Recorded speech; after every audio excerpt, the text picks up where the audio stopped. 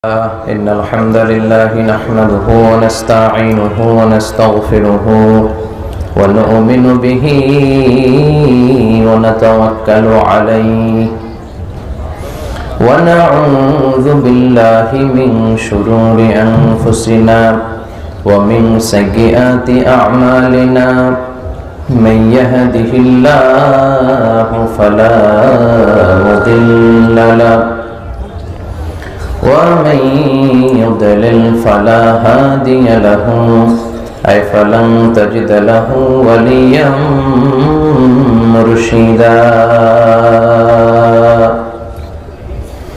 ونشهد أن لا إله إلا الله وحده لا شريك له هو الذي لا ضد له ولا ند له لا مثل له ولا مثيل له لا وزير له ولا كفيل له لا شبه له ولا شبيه له لا ولد له ولا والد له وهو الواحد الفرد الصمد لم يلد ولم يولد ولم يكن له كفوا أحد ونشهد أن سيدنا ونبينا وحبيبنا وبشيرنا ونذيرنا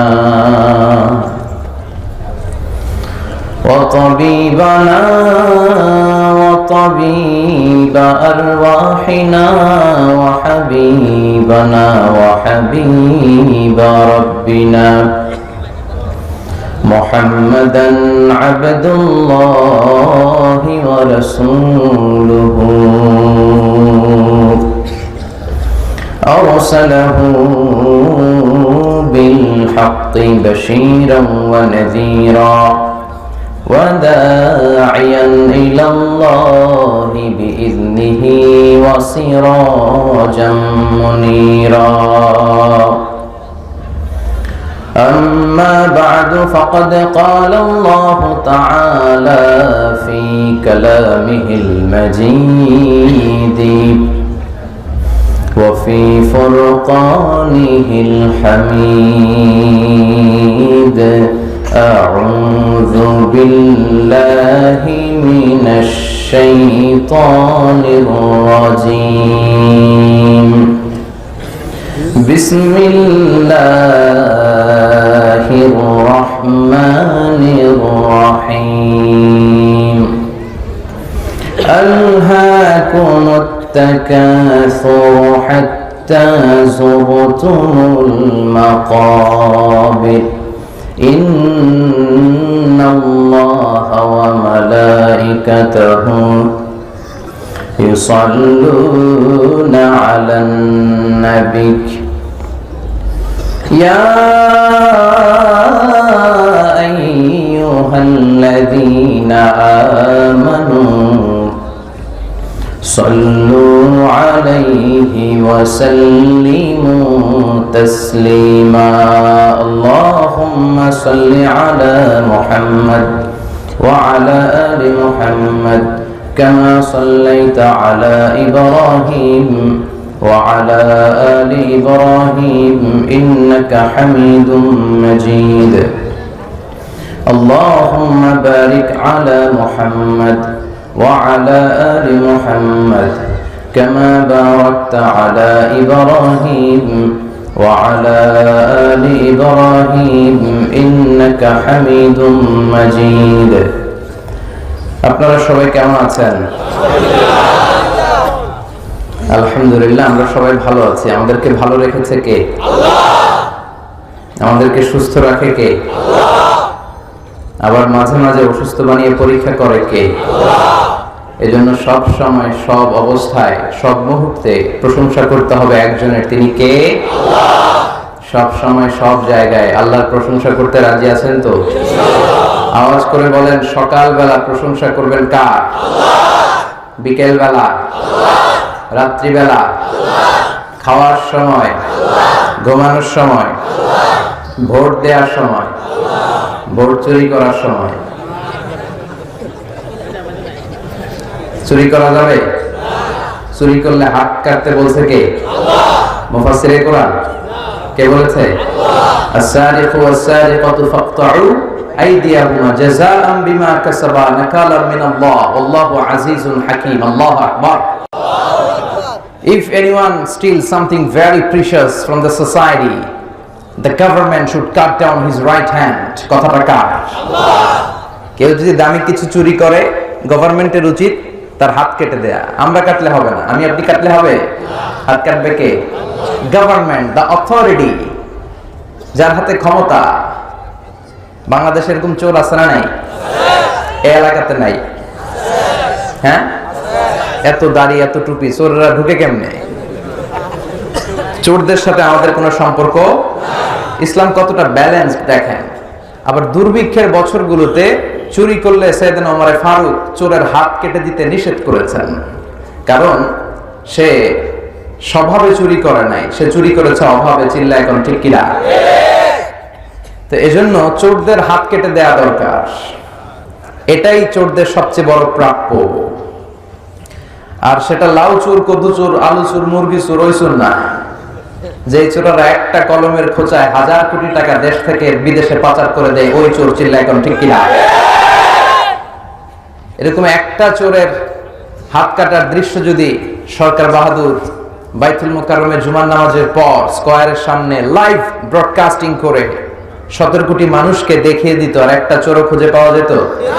কথা বলেন।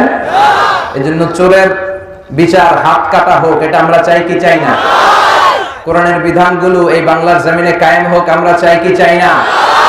আল্লাহর আইন দিয়ে সংসদ ভবন চলুক, চাই কি চাই না? আল্লাহর কোরআন দিয়ে এদেশের ক্যান্টনমেন্ট গুলা চলুক, আমরা চাই কি চাই না? এজন্য ভোট চুরি হোক, এটা আমরা চাই না, ঠিক কিনা? সামনে নির্বাচন, আল্লাহ তাআলা একটা সুষ্ঠু নির্বাচন যেন আমাদের দেশে হয়, তুমি তৌফিক দাও। সব ধরনের সহিংসতা, মারামারি, দাঙ্গা হাঙ্গামা থেকে তুমি আমার এই সোনার বাংলাদেশকে বাঁচাও। আমরা সাধারণ মানুষ, আমরা খেটে খাওয়া মানুষ, আমরা তো রাজনীতি বুঝি না, ঠিক কিনা? আমরা বিএনপি বুঝি না, আওয়ামী লীগ বুঝি না, জাতীয় পার্টি বুঝি না, জামাত ইসলাম বুঝি না। আমরা বুঝি যারাই ইসলামের পক্ষে, যারাই জনগণের পক্ষে, যারা মাটি ও মানুষের নেতা, তাদের পক্ষে আমাদের ভোট যেতে হবে। চিল্লা এখন ঠিক কিনা? আপনার ভোট এটা আমানত। আপনি চাইলেই যারে মন চায় তারে ভোট দিয়ে দিতে পারেন না। আপনার ভোট যেতে হবে যিনি সৎ, যিনি কোরআনকে ভালোবাসে, যিনি ইসলামকে ভালোবাসে, তার সমর্থনে আপনার ভোট যাওয়া উচিত, ঠিক কিনা? এজন্য আল্লাহ তাআলা আমাদেরকে সহি সমঝ দান করুক। আমরা পড়ি আমিন। সব সময় প্রশংসা করতে হবে একজনের, তিনি কে? তার প্রশংসা করে শেষ করা যায় না, যায়? তার তাসবিহ পাঠ করে শেষ করা যায় না, যায়? তার নামের জিকির করে শেষ করা যায় না, যায়? কারণ তার নামে এত মধু আছে, পৃথিবীর আর কোনো নামে এত মধু নাই, ঠিক কিনা? তার নামটা এত চমৎকার নাম, যে নামটা আমরা বিপদে পড়লে জপি। আমরা অসুস্থ হলে কারে ডাকি? তুফান আসলে কারে ডাকি? বন্যার সময় কারে ডাকি? আমি একবার বরিশালে গিয়েছিলাম, বাসে করে ফিরে আসতেছি লঞ্চে, মাঝ পথে তুফান। লঞ্চের সবাই তখন জিকির করতেছে কার? মুসলমানরাও দেখি আল্লাহর ডাকে, হিন্দুরাও ডাকে। ঝড় থেমে যায়, সবার জিকিরও থেমে যায়। আবার ঝড় শুরু, জিকিরও শুরু। এরকম ডাকাইতে আছে না নাই? কামে লাগলে আল্লাহর ডাকে, আছে না নাই? হঠাৎ আবার ঝড় শুরু, লঞ্চ কেঁপে উঠলো, সবার মুখে চিৎকার, বাঁচাও। আমি বললাম, কে বাঁচাইব? কে? হুজুর আপনি বাঁচাও। হুজুর দোয়া করেন, আপনি আল্লাহর মানুষ, আপনি দোয়া জানেন, আপনি বাঁচান। আমি বললাম, আমারে বাঁচাবে কে? আহা, বিপদে পড়লে বোঝা যায় কার কত ক্ষমতা, কার কত ঠেলা, ঠিক কিনা? এজন্য এই নামটা এমন নাম, আমরা বিপদে পড়লে বেশি জপি, আমরা রোগাক্রান্ত হলে বেশি জপি। এই নামটা এত মধুর নাম, যে নামটা জপতে জপতে আপনার জীবন শেষ হয়ে যাবে, কিন্তু এই নামের জিকিরের যে তৃপ্তি, সেটা শেষ হবে না, ঠিক কিনা? কারণ তিনিই প্রথম, তিনিই শেষ, তিনিই প্রকাশ্য, তিনিই গোপন। হুয়াল আউয়ালু ওয়াল আখিরু ওয়াজ যাহিরু ওয়াল বাতিন ওয়া হুয়া বিকুল্লি শাইইন আলিম। প্রথমে কে? সবাই বলেন শেষে কে? প্রথমে আল্লাহ আল্লাহ, শেষেও আল্লাহ আল্লাহ, আকাশে আল্লাহ আল্লাহ, জমিনে আল্লাহ আল্লাহ। পড়েন সবাই, প্রথমে আল্লাহ আল্লাহ, শেষেও আল্লাহ আল্লাহ, আকাশে আল্লাহ আল্লাহ, জমিনে আল্লাহ আল্লাহ। নিখিল জাহান গায়ে গুণগান তার নামে গায়, আমরাও গাহি তাআলা হামদে বারি তাআলা, হামদে বারি তাআলা, হামদে বারি তাআলা। আল্লাহু আকবার। প্রথমেও তিনি, শেষেও তিনি, আকাশেও তিনি, জমিনেও তিনি। আবার আমরা যখন আজান দেই, আজানের প্রথম শব্দটা কি? তার মানে আজানে উনি আছেন না নাই? আমরা যখন নামাজের শুরুতে একামত দেই, প্রথম শব্দটা কি? আবার আমরা ঈদুল আজহাতে ধারালো একটা ছুরি দিয়ে যখন তার সন্তুষ্টির জন্য কোরবানি শুরু করি, প্রাণী জবাই দেই, কি বলি? নরসিংদীতে কি গণ? তার মানে কুরবানিতেও আছে না নাই? আবার জিকির করি কার নামে? তার মানে আজানে আল্লাহ আল্লাহ, একামাতে আল্লাহ আল্লাহ, কুরবানিতে আল্লাহ আল্লাহ, জিকিরে আল্লাহ আল্লাহ। পড়েন পড়েন, আজানে আল্লাহ আল্লাহ, একামাতে আল্লাহ আল্লাহ, কুরবানিতে আল্লাহ আল্লাহ, জিকিরে আল্লাহ আল্লাহ। নিখিল জাহান গায়ে গুণগান তার নামে গায়, আমরাও গাহি তাআলা হামদে বারি তাআলা, হামদে বারি তাআলা, হামদে বারি তাআলা। আল্লাহু আকবার। কি এক মধুর নাম, সারা জীবন জপলেও মনে হয় শেষ হবে না, ঠিক কি না? এজন্য সব সময় তার নামের প্রশংসা চলবে। রাজি আছেন সবাই? প্রশংসা করব না কেন? কেন করব না? ওয়া ইন তা'উদ্দু নি'মাতাল্লাহি লা তুহসুহা। আল্লাহ বলেন এত নিয়ামত তোকে দিয়েছি, গুণে দেখ, গুণে শেষ করা যাবে না। ঠিক যে মুহূর্তে এখন আমরা তাফসীর মাহফিলে বসে আছি, আরামসে কথা শুনছি, ঠিক এই মুহূর্তে অনেকের জীবনে দুর্ঘটনা ঘটে যাচ্ছে। অনেকের ডাকাতের কবলে পড়ে সব হারাচ্ছে, অনেকের হসপিটালের বেডে শোয়া, ক্যান্সারে আক্রান্ত, দুরারোগ্য ব্যাধি। আমরা হিসাব মিলাই আল্লাহ কি দিল কি দিল না, কত কিছু পাইলাম না। ওর কোনো হিসাব নাই, ও কিচ্ছু চায় না, ও খালি বাঁচতে চায়। ক্যান্সারে আক্রান্ত রোগীটা শুধুমাত্র কি চায়? এজন্য কি পেলাম আর কি পেলাম না সেটার হিসাব করবেন না, বেঁচে যে আছে এই জন্য আলহামদুলিল্লাহ। মনিব যে বাঁচিয়ে রেখেছেন এজন্য আলহামদুলিল্লাহ, ঠিক কি না? এজন্য বিপদে আপদে, সকালে বিকালে, শীতকালে গ্রীষ্মকালে প্রশংসা চলবে একজনের, তিনি কে? সবসময় আল্লাহর প্রশংসা করতে রাজি আছেন তো? আল্লাহ তুমি আমাদেরকে সহি সমঝ দান করো। আজকের মাহফিলে আসতে পেরে খুশি না বেজার? সবাই খুশি? আসুন হৃদয় নিংড়ানো মনের সবটুকুন ভালোবাসাকে উজাড় করে দিয়ে, সিংহ শার্দুলের মতো গর্জন করে, আকাশ বাতাস প্রকম্পিত করে, মন প্রাণ বুক মুখ একসাথে করে, দেহের সবটুকুন শক্তি গলার এই মাঝ বরাবর এনে আমরা অফিসিয়ালি আজকে আল্লাহকে একটা থ্যাঙ্কস দিয়ে দিই, শুরুতেই ধন্যবাদ দিয়ে দেই, শুকরিয়া দিয়ে দেই। আসুন সবাই পড়ি বিশ্বনবী শেখানো সে কালিমাতুশ শুকর, আলহামদুলিল্লাহ। পড়েন, রব্বানা লাকাল হামদ হামদান কাসীরান তাইয়িবান মুবারাকান ফীহি ইয়া রাব্বি লাকাল হামদু কামা ইয়ানবাগি লিজালালি ওয়াজহিকা ওয়া আযীমি সুলতানিকা, লাকাল হামদু বিল ঈমান, লাকাল হামদু বিল ইসলাম, লাকাল হামদু বিল কুরআন। প্রশংসা করলাম কার? সব সময় যেন আমরা আল্লাহর প্রশংসা করতে পারি। আল্লাহ তুমি তৌফিক দাও। বীরপুর বাইতুন নূর জামে মসজিদের উদ্যোগে এলাকাতে অনেক বীর পুরুষ আছে মনে হয় না? বীরপুর, মাশাআল্লাহ, চমৎকার নাম। নামগুলো খুব আজীব, এক এক দিন এক এক জেলায় এক এক থানাতে যাই তো নতুন নতুন অনেক নামের সাথে আমাদের পরিচয় ঘটে। বীরপুর, আল্লাহ বীরপুর এলাকার লোকদেরকে তুমি ইসলামের জন্য বীর পুরুষ হিসেবে কবুল করো। 10ম বার্ষিক ইসলামী মহাসম্মেলন, তার মানে 10 বছর ধরে এই ময়দানে কোরআনের কথা হয়, তাই না? এই কথাগুলো জারি থাক, মাহফিলগুলো চালু থাক, চাই তো? মাহফিল বন্ধ করে দিবেন না তো আবার? আলহামদুলিল্লাহ। নির্বাচনকে কেন্দ্র করে অনেক মাহফিল বন্ধ হয়ে যাচ্ছে, ঠিক কিনা? আবার অনেক এলাকায় জনপ্রতিনিধি যারা আছে, ইসলামের নাম শুনলে চুলকানি আছে না নাই? কিন্তু আপনাদের বীরপুর এলাকার জনপ্রতিনিধিরা খুব ভালো, আল্লাহওয়ালা, ইসলামকে পছন্দ করে, তার প্রমাণ তারা মাহফিলকে বন্ধ করে নাই, মাহফিলের অনুমতি এনে দিয়েছে, ঠিক কিনা? আল্লাহ তাদেরকেও তুমি কবুল করো। আজকের প্রোগ্রামের প্রধান অতিথি আলহাজ মনজুর এলাহি, চেয়ারম্যান উপজেলা পরিষদ নরসিংদী সদর। এসেছেন উনি?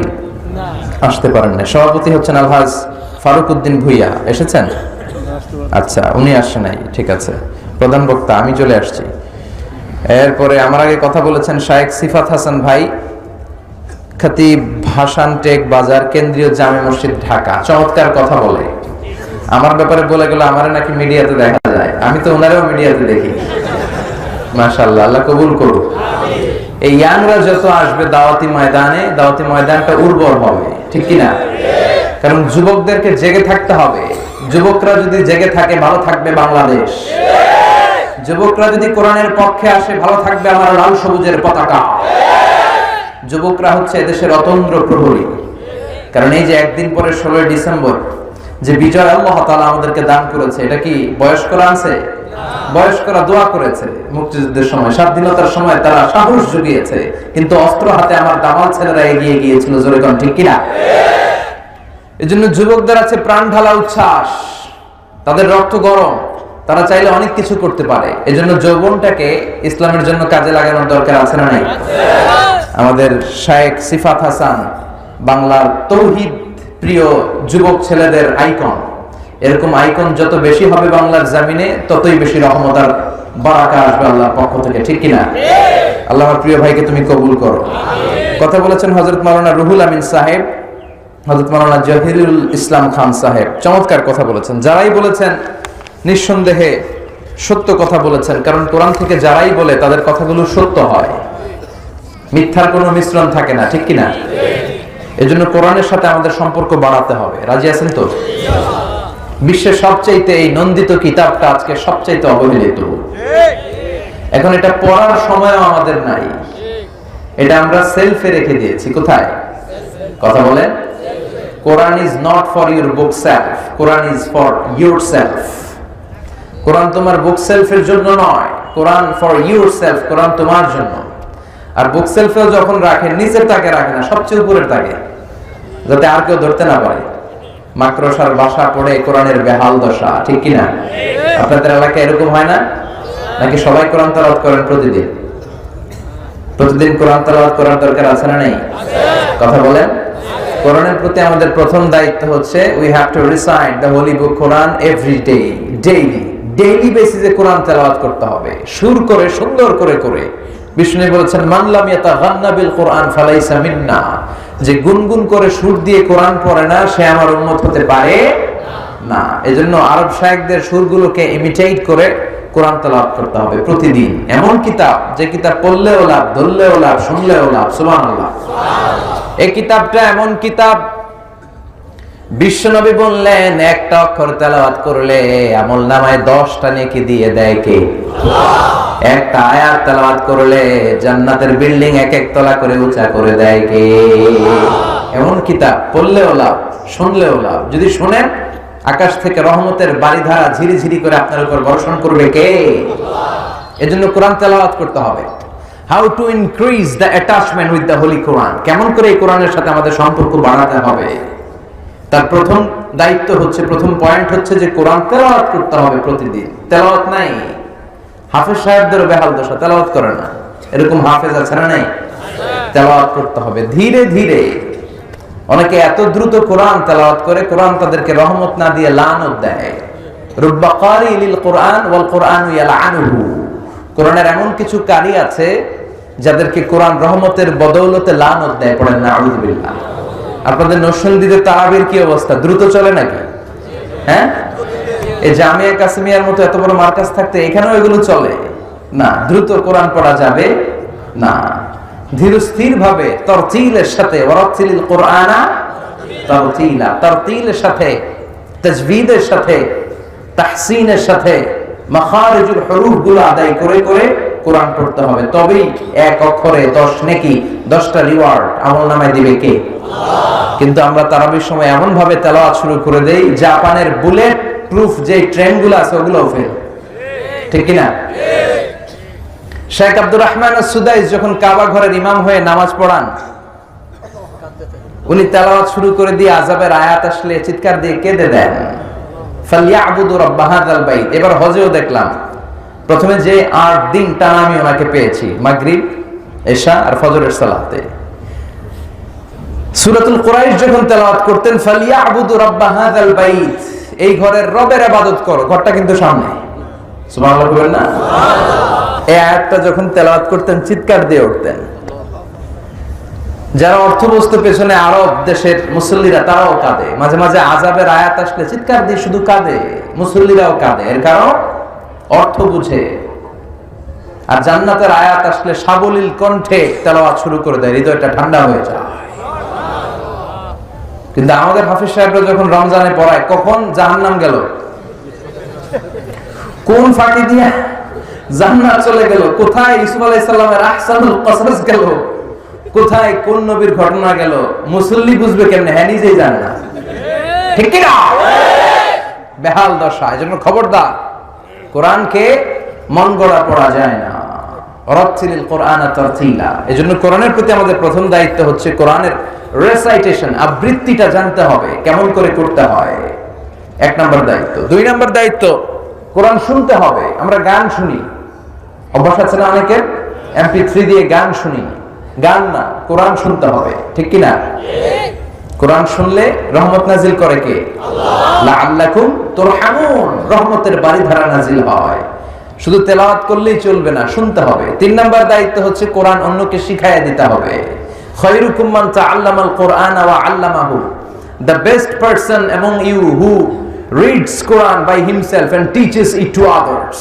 তোমাদের মধ্যে সবচেয়ে সেরা ওই ব্যক্তি যে নিজেও কোরআন পড়ে অন্যেরও শিখায় দেয়। পড়েন সুবহানাল্লাহ। আপনি সূরাতুল ফাতিহাটা শুধু জানেন, এটাই অন্যের শিখান। আপনার কাছ থেকে শেখার কারণে সারা জীবন ওই লোকটা যতবার সূরা ফাতিহা পড়বে নামাজে, তার সওয়াব ঠিকই থাকবে, কিন্তু ওইখান থেকে একটা পার্সেন্টেজ সওয়াব আপনার আমলনামায় ঢুকায়া দিবে কে? শুধু সূরা ফাতিহা শিখাইছেন একজনকে, কি শিখাইছেন? সূরা ফাতিহা ছাড়া নামাজ হয়? আজীবন সে যতবার সূরা ফাতিহা পড়বে ওইটার একটা পার্সেন্টেজ সওয়াব আপনার অ্যাকাউন্টে পাঠিয়ে দিবে কে? আল্লাহ। এজন্য কোরআন শিখবে এবং শিখাবো, রাজি আছেন তো? স্ত্রীকে শিখাবেন, স্বামী যদি ভালো জানেন। আর স্বামী যদি ভালো পড়তে না পারেন, স্ত্রীর ছাত্রী হয়ে যাবেন, ছাত্র হয়ে যাবেন। আপনার সন্তানরা যদি দেখে যে আব্বা আম্মাকে কোরআন শোনায়, আম্মা আব্বারে কোরআন শোনায়, এই ছেলেটাও তো কোরআনওয়ালা হয়ে বড় হবে, ঠিক কি না? তারা যেটাই দেখে ওইটাই অনুকরণ করতে চায়। ছেলেমেয়েরা বয়ান শোনে না, তারা যেটা দেখে ওইটা শোনে বেশি, ঠিক কি না?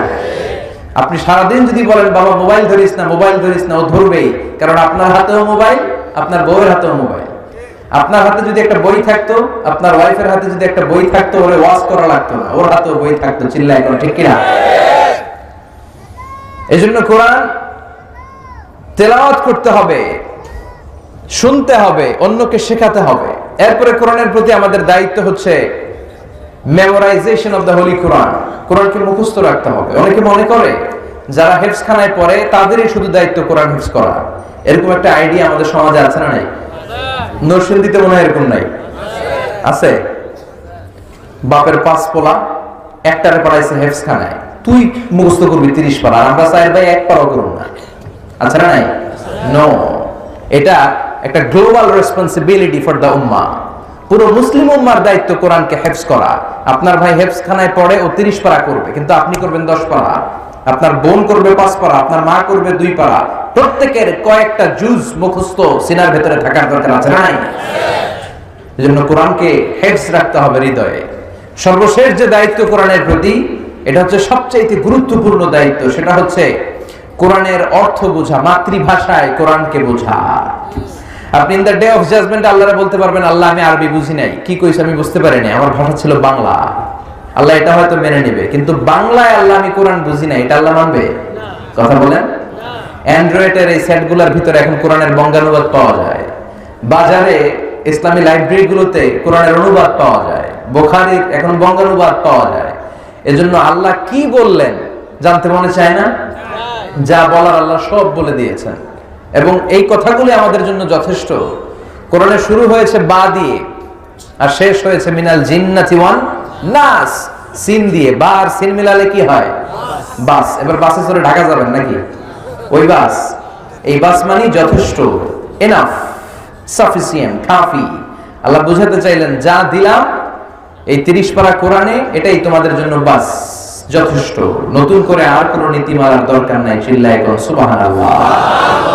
এজন্য এই কিতাবটা পড়তে হবে, এই কিতাবটা অন্যকে শিখাতে হবে, এই কিতাবের তেলাওয়াত শুনতে হবে, এই কিতাবটাকে মুখস্থ করতে হবে এবং মাতৃভাষায় এই কিতাবের অর্থগুলো বুঝতে হবে। রাজি আছেন তো? সবাই রাজি আছেন? কালকে থেকে আমরা কি পারি না যে প্রতিদিন কমপক্ষে 2-3টা করে হলেও কোরআনের আয়াত বাংলায় আল্লাহ কি বললো আমরা পড়া শুরু করে দিব? পারা যাবে না? পারা যাবে? পারা যাবে? দেখবেন যে কয়েক বছরের ব্যবধানে পুরো কোরআনে আল্লাহ কি বলেছে, কি তাফসীর সব আপনার মুখস্থ হয়ে গেছে। সুবহানাল্লাহ পড়ে কত কিছু জানলেন। প্রধানমন্ত্রী কি বলে, বিরোধী দলীয় নেত্রী কি বলে, অমুক ফ্রন্ট কি বলে, সব মুখস্থ, কিন্তু আল্লাহ কি বলে কিচ্ছু জানে না। আছে না নাই? এজন্য আল্লাহ তাআলা আমাদের গাইডলাইন হিসেবে যা পাঠালেন এগুলো সব আমরা জানার চেষ্টা করব, বোঝার চেষ্টা করব। আমার মাইকের আওয়াজ যে সমস্ত মায়েদের কানে যায়, আমি বিনয়ের সাথে বলবো আপনারাও শুরু করে দেন। প্রতিদিন 2-3টা করে হলেও কোরআনের আয়াতের অর্থ পড়ার চেষ্টা করেন, মর্মবাণী বুঝার চেষ্টা করেন। ফ্যামিলিটারে জান্নাতি ফ্যামিলি বানায় দিবে কে? আল্লাহ তুমি সহি সমঝ দান করো। শুনলাম একটা মহিলা প্যান্ডেলও আছে, তাই না? আছে। নারীদের জন্য খুব সংক্ষিপ্ত কথা, বিশ্বনবী আপনাদের জন্য একটা শর্টকাট দেখিয়েছেন। আল মারআতু ইযা সাল্লাত খামসাহা সামাত শাহরাহা আতাআত বা'লাহা হাফিজাত ফুরুজাহা ফালতাদখুল মিন আইয়ি আবওয়াবিল জান্নাতি শাআত। ও আমার নারীরা, ও আমার নারী উম্মতেরা, তোমরা যদি দুনিয়াতে শুধুমাত্র কেবলমাত্র 4টা কাজ করো। কয়টা? সবাই বলেন কয়টা? 4টা কাজ করলে জান্নাতের 8টা দরজা খুলে দিবে কে? আল্লাহ। বিশ্বনবী বললেন 1 নম্বরে যে নারী 5 ওয়াক্ত সালাত পড়ে, 2 নম্বরে যে নারী রমাদানের রোজা রাখে, 3 নম্বরে স্বামীর আনুগত্য করে, 4 নম্বরে প্রাইভেটস মানে লজ্জাস্থানের হেফাজত করে। এই 4টা কাজ যদি দুনিয়ার বুকে কোন নারী করতে পারে, দুনিয়ার বুকে যদি কোন নারী এই 4টা কাজের গ্যারান্টি দেয়, বিশ্বনবী তারে জান্নাতের 8টা দরজা দিয়ে ঢোকার গ্যারান্টি দেয়। সহজ না কঠিন? নারীদের জন্য সহজ না? 4টা কাজ করলে 8টা জান্নাতের দরজা খুলে দিবে কে? মায়েরা, বোনেরা, আপনাদের মডেল হচ্ছে বিশ্বনবীর স্ত্রীরা। সাইয়্যিদাতুনা আসিয়া আপনার মডেল, মারিয়াম আপনার মডেল, খাদিজাতুল কুবরা তাহেরা আপনার মডেল, কোন নায়িকা আপনার মডেল না। চিল্লা এখন ঠিক কিনা? কারণ বিশ্বনবীর স্ত্রীরা আমাদের আম্মা জান, এত সুন্দর আদর্শ আপনাদের জন্য তারা রেখে গিয়েছে। এগুলো যদি পালন করেন, পেটের ভেতর থেকে বড় বড় আল্লাহর ওলি পয়দা করে দিবে কে? বিশ্বনবীর প্রথম স্ত্রী ছিল খাদিজাতুল কুবরা তাহেরা, যে মহিলাটা সর্বপ্রথম মহিলাদের মধ্যে কালিমা পড়ে মুসলমান হয়েছে। সুবহানাল্লাহ বাড়িতে যায় বলেন।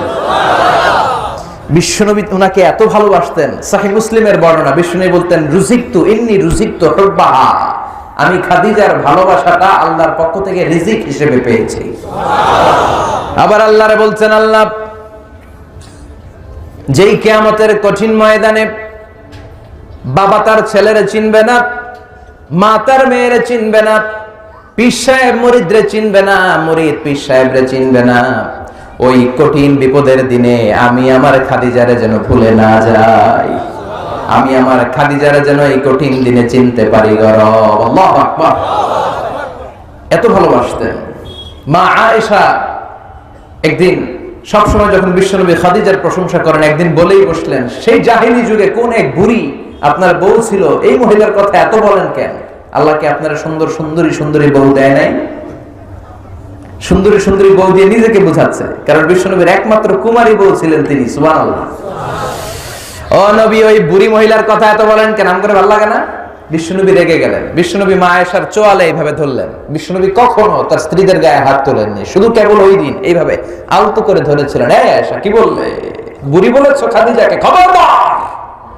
এই মহিলাটা এমন মহিলা, এই পৃথিবীতে একটা মহিলাকে আল্লাহ আরশের উপর থেকে সালাম দিয়েছে, সেটা আমার খাদিজা।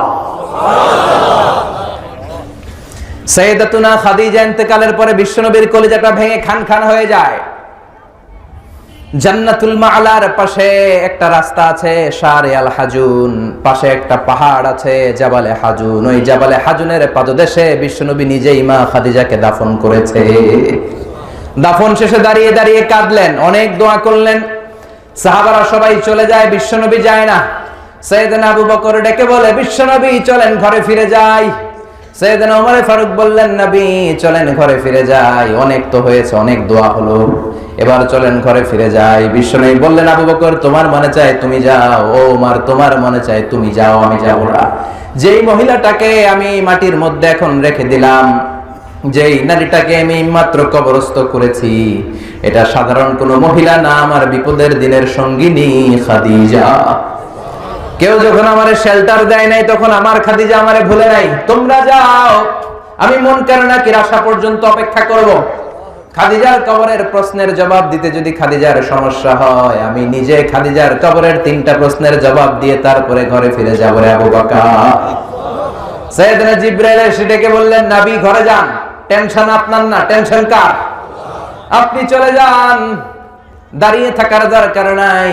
সাইয়েদাতুনা খাদিজা যদি কবরের প্রশ্নের জবাব দিতে কোনো ঝামেলায় পড়ে, আরশের উপর থেকে আল্লাহ নিজেই কবরের প্রশ্নের জবাব দিয়ে দিবে গো নবী। কি নারী ছিলেন, আজীবন বিশ্বনবীকে শেল্টার দিয়েছেন। এরকম প্রতিভক্ত নারী গোটা বিশ্বে দ্বিতীয়টা নয়। আর এখন প্রতিভক্তি তো দূরের কথা, আমরা করি নারী ভক্তি। কথা কন, ওনারা আমাদেরকে ভক্তি করতে চায় না, বরং আমরা এই ভক্তি না করলে খাওন জুটে না। কথা বলেন, ওই যে সবাই কয় ঠিক, মানে সবাই বড্ড ঝামেলায় আছে ঘরে। নারী নির্যাতনের মামলা হয়, পুরুষ নির্যাতনের কোনো মামলা নাই। আল্লাহর কাছে চোখের পানি ছাড়বেন খালি, কিচ্ছু করার নাই। মায়েরা, এই খাদিজাতুল কুবরা আপনার মডেল, আপনার জন্য আদর্শ। মা আয়েশা আপনার জন্য আদর্শ। কি নারী ছিল মা আয়েশা। বিশ্বনবী বললেন, আয়েশা ইন্নী রাআইতুকি ফিল মানামি 3 মাররাত, 3 বার আমি তোমার স্বপ্নে দেখেছি। 4র্থবার সাইয়েদনা জিবরাইল জান্নাতের রেশমি কাপড়ে মা আয়েশার চেহারাটা এনে বললেন, ও নবী দেখেন তো কেমন লাগে। বিশ্বনবী বললেন, ভালো লাগে। জিবরাইল বললেন, তাহলে বিয়ে হয়ে যাক। সুবহানাল্লাহ পড়েন। বিশ্বনবী বললেন, জিবরাইল তুমি যদি বিয়ের ঘটক হও, আল্লাহ যদি হয় কাজী, আমি মুহাম্মদ এই বিয়েতে রাজি। বিশ্বনবী সম্মতি প্রকাশ করলেন, আমি রাজি। আকাশ থেকে আল্লাহর কাছ থেকে ডিসিশন আসলো, বিয়ে হয়ে গেল দুজনের। কিন্তু ঘরে তো ফার্নিচার নাই, জাজিম বালিশ এগুলো কিচ্ছু নাই, আছে খালি সুখ। আছে কি? কথা কন। ও মিয়া, টাকা দিয়ে সুখ কিনা যায় নাকি? কিনা যায়? নরসিংদী বাজারে এমন কোন দোকান আছে সুখ বেচে? আমার অনেক দরকার সুখ, যাওয়ার সময় আমি গাড়িতে করে লয়ে যাবো। আছে? ও মিয়া, টাকা হলে গাড়ি কিনা যায়, বাড়ি কিনা যায়, সুখ কিনা যায় না। টাকা হলে বালিশ কিনা যায়, জাজিম কিনা যায়, ঘুম কিনা যায় না। কথা কন। ঘুম কিনা যায়? এদিকে কোন ডাক্তার ঘুম বেচে? ডাক্তারের কাছে যে যদি বলেন 5,000 টাকার ঘুম দেন, ডাক্তার কবে, দূর মিয়া আমারই রাতে ঘুম আসে না, তোমার কি ঘুম দিব আমি? তার মানে টাকা হলে জাজিম কেনা যায়, বালিশ কেনা যায়, কিন্তু ঘুম কেনা যায়? সুবহানাল্লাহ। সুখ, ঘুম এগুলো টাকা দিয়ে হয় না। বিশ্বনবীর ঘরে কোনো জাজিম নাই, বালিশ নাই। মাদুরের মধ্যে, চাটাইয়ের মধ্যে 2 জন শুয়ে থাকতেন রাতে। বিশ্বনবী তাহাজ্জুদের জন্য দাঁড়ালে মা আয়েশা বিশ্বনবীর সেজদার জায়গায় শুয়ে থাকতো। সেজদা দিতে গেলে মা আয়েশার চিমটি কাটলে মা আয়েশা পা সরাতেন।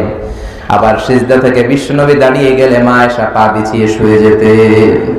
কি সুখ! এত ভালোবাসতেন মা আয়েশাকে, আদর করে ডাকতেন ইয়া আইশু। কি বলতেন? ইয়া আইশু। আবার ডাকতেন ইয়া হুমায়রা। আবার বিশ্বনবী বলতেন, আয়েশা কখন তুমি আমার উপর সন্তুষ্ট, আবার কখন তুমি আমার উপর নাখোশ, সবটাই কিন্তু আমি টের পাই রে আয়েশা। মা আয়েশা বললেন, ও নবী কখন আপনি বুঝেন যে আমি রেগে আছি, আর কখন বুঝেন আমি আপনার উপর খুশি?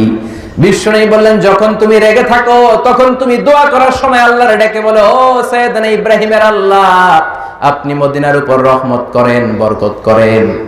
আর যখন তুমি আমার উপরে খুশি থাকো তখন দোয়ার সময় বলো, ও মুহাম্মদ সাল্লাল্লাহু আলাইহি সাল্লামের আল্লাহ, শেষ নবীর আল্লাহ আপনি রহমত দিয়ে মদিনাটাকে ভর্তি করে দেন। তার মানে যখন রেগে থাকো আমার নামটা মুখে নিতে চাও না, অন্য নবী দিয়া দোয়া চালায় দাও। সুবহানাল্লাহ পড়েন। মা আয়েশা ডেকে বললেন, নবী গো আমি তো শুধু মুখ দিয়েই আপনার নামটা উচ্চারণ করি না, কিন্তু কলিজা থেকে তো আপনারে বাদ দিতে পারি না গো নবী। শুধু মুখেই তো বলি না, কলিজায় তো আপনি আছেন। আল্লাহু আকবার। এত ভালোবাসতেন বিশ্বনবী মা আয়েশাকে মাঝে মাঝে কাঁধে তুলতেন, কাঁধে তুলে জানালা ফাঁক করে পর্দা সরিয়ে খেলাধুলা দেখাতেন। আবার মাঝে মাঝে একই বালতি থেকে পানি নিয়ে দুইজন গোসল করতেন। আবার মাঝে মাঝে রাত্রিবেলা দুইজনে দৌড়াদৌড়ি করতেন। আবার মা আয়েশা গ্লাসের পেয়ালার যে জায়গায় মুখ লাগিয়ে খাবার খেতেন, বিশ্বনবী খুঁজে খুঁজে ওই জায়গায় ঠোঁট লাগিয়ে খাবার খেতেন। আবার মা আয়েশা গোশত খাওয়ার পরে হাড্ডি রেখে দিলে বিশ্বনবী মা আয়েশার চোষা হাড্ডিটা নিয়ে মুখের ভেতরে দিয়ে আবার চুষতে শুরু করে দিতে। 2210টা হাদিস তিনি বর্ণনা করেছেন। কত হাদিস যে উনি জানতেন। বিশ্বনবীর ঘরের যত বর্ণনা রিওয়ায়াত, এগুলো বর্ণনার জন্য আল্লাহ তাআলা মা আয়েশাকে টেপ রেকর্ডার করে পাঠিয়েছেন। সুবহানাল্লাহ। চিকিৎসা শাস্ত্রে মা আয়েশার মতো এত তথ্য মদিনায় কেউ জানতো না। কত কবিতা মুখস্থ জানতো, উনি নিজেই জানতেন না। সুবহানাল্লাহ। এজন্য বিশ্বনবীর ইন্তেকালের পরে সাহাবাদের মধ্যে যদি কোনো মাসআলা নিয়ে তর্ক বিতর্ক হতো, এটার সলিউশন নেয়ার জন্য, সমাধান নেয়ার জন্য সবাই মিলে মা আয়েশার কাছে চলে আসতে। আমার মায়েরা, এই মা আয়েশা আপনার মডেল। আমার বোনেরা, খাদিজাতুল কুবরা আপনার মডেল। নায়িকারা আপনার মডেল নয়, ঐশ্বরিয়া রায় আপনার মডেল নয়, ক্যাটরিনা কাইফ আপনার মডেল নয়, প্রিয়াঙ্কা চোপড়া আপনার মডেল নয়। চিল্লায় বলেন ঠিক কিনা? আপনাদের পেটগুলো হলো এক একটা খনি। দুনিয়াতে যত নবী এসেছে সব মায়েদের পেট থেকে এসেছে, নাকি আকাশ থেকে ধপাস করে পড়ছে? যত ওলি এসেছে সব মায়েদের পেট থেকে। আবার যত ডাকাত এসেছে ওগুলো মায়েদের পেট থেকে। জোরে কোন ঠিক কিনা? এজন্য বিষ্ণু বলেছেন দুনিয়া কুল্লুহা মাতা ওয়া খায়রু মাতা'আদ দুনিয়া আল মারআতু সালিহা। পৃথিবীর সবকিছু সম্পদ, আর এই সব সম্পদের মধ্যে সবচেয়ে দামি সম্পদ হচ্ছে নেককার নারী, সতী সাধবী নারী। পড়েন আলহামদুলিল্লাহ। আমার যে সমস্ত মায়েরা বোনেরা মহিলা প্যান্ডেলে কথা শুনছেন, আল্লাহ তাআলা আপনাদেরকেও কবুল করুন। আরো জোরে পড়েন আমিন। শোনার কথা না বাড়িয়ে সরাসরি আমরা কোরআন থেকে কথা শুনি, কারণ এই বইটা হচ্ছে the problem solving methodology. It's not a problem creating methodology. এই বইটা এমন অসাধারণ একটা বই, এটা মহাবিশ্বের মহাবিস্ময় মহাগ্রন্থ আল কোরআন আল কারীম, যে বইটা কখনো সমস্যা লাগায় না, সমাজে লাগায় সমস্যা খুলে দেয়। এই কোরআন কখনো প্যাচ লাগায় না, প্যাচ লাগায় প্যাচ খুলে দেয়। জট লাগায় না, জট খুলে দেয়। এজন্য আমরা বলি সব সমস্যার সমাধান দিতে পারে সমাধান চাও যদি জীবনে মরণে, ফিরে যাও খুঁজে নাও চোখ রাখো কোরআনে। চোখ রাখবেন কোথায়? নাকি এটিএন বাংলার পর্দায়? চোখ রাখুন এটিএন বাংলার পর্দায়, আসিতেছে আগামী শুক্রবার। বলেন এগুলা না, চোখ রাখতে হবে শুধু একটা কিতাবে। বইটার নাম কি? পড়েন পড়েন। সমাধান চাও যদি জীবনে মরণে, ফিরে যাও খুঁজে নাও চোখ রাখো কোরআনে। If you want the solution this দুনিয়া এন্ড আখিরা, go back have a look to the holy কোরআনে। সুবহানাল্লাহ। দুনিয়া আখিরাতের যত সমস্যা তার সমাধান আল্লাহ তাআলা যে কিতাবটাতে দিয়েছেন, কিতাবটার নাম সবাই বলেন এই কোরআনে কোনো ভুল আছে? কোনো সন্দেহ? This is the book whereof there is no doubt in it and a guidance to those who are muttaqin. এমন বই, কোনো ভুল নাই, কোনো ভুল নাই, কোনো সন্দেহ নাই, কোনো ডাউট নাই, কোনো সাসপিশন নাই। মুত্তাকিনদের জন্য রহমত, বরকত আর গাইডলাইন দিয়ে বইটাকে পরিপূর্ণ করেছে কে?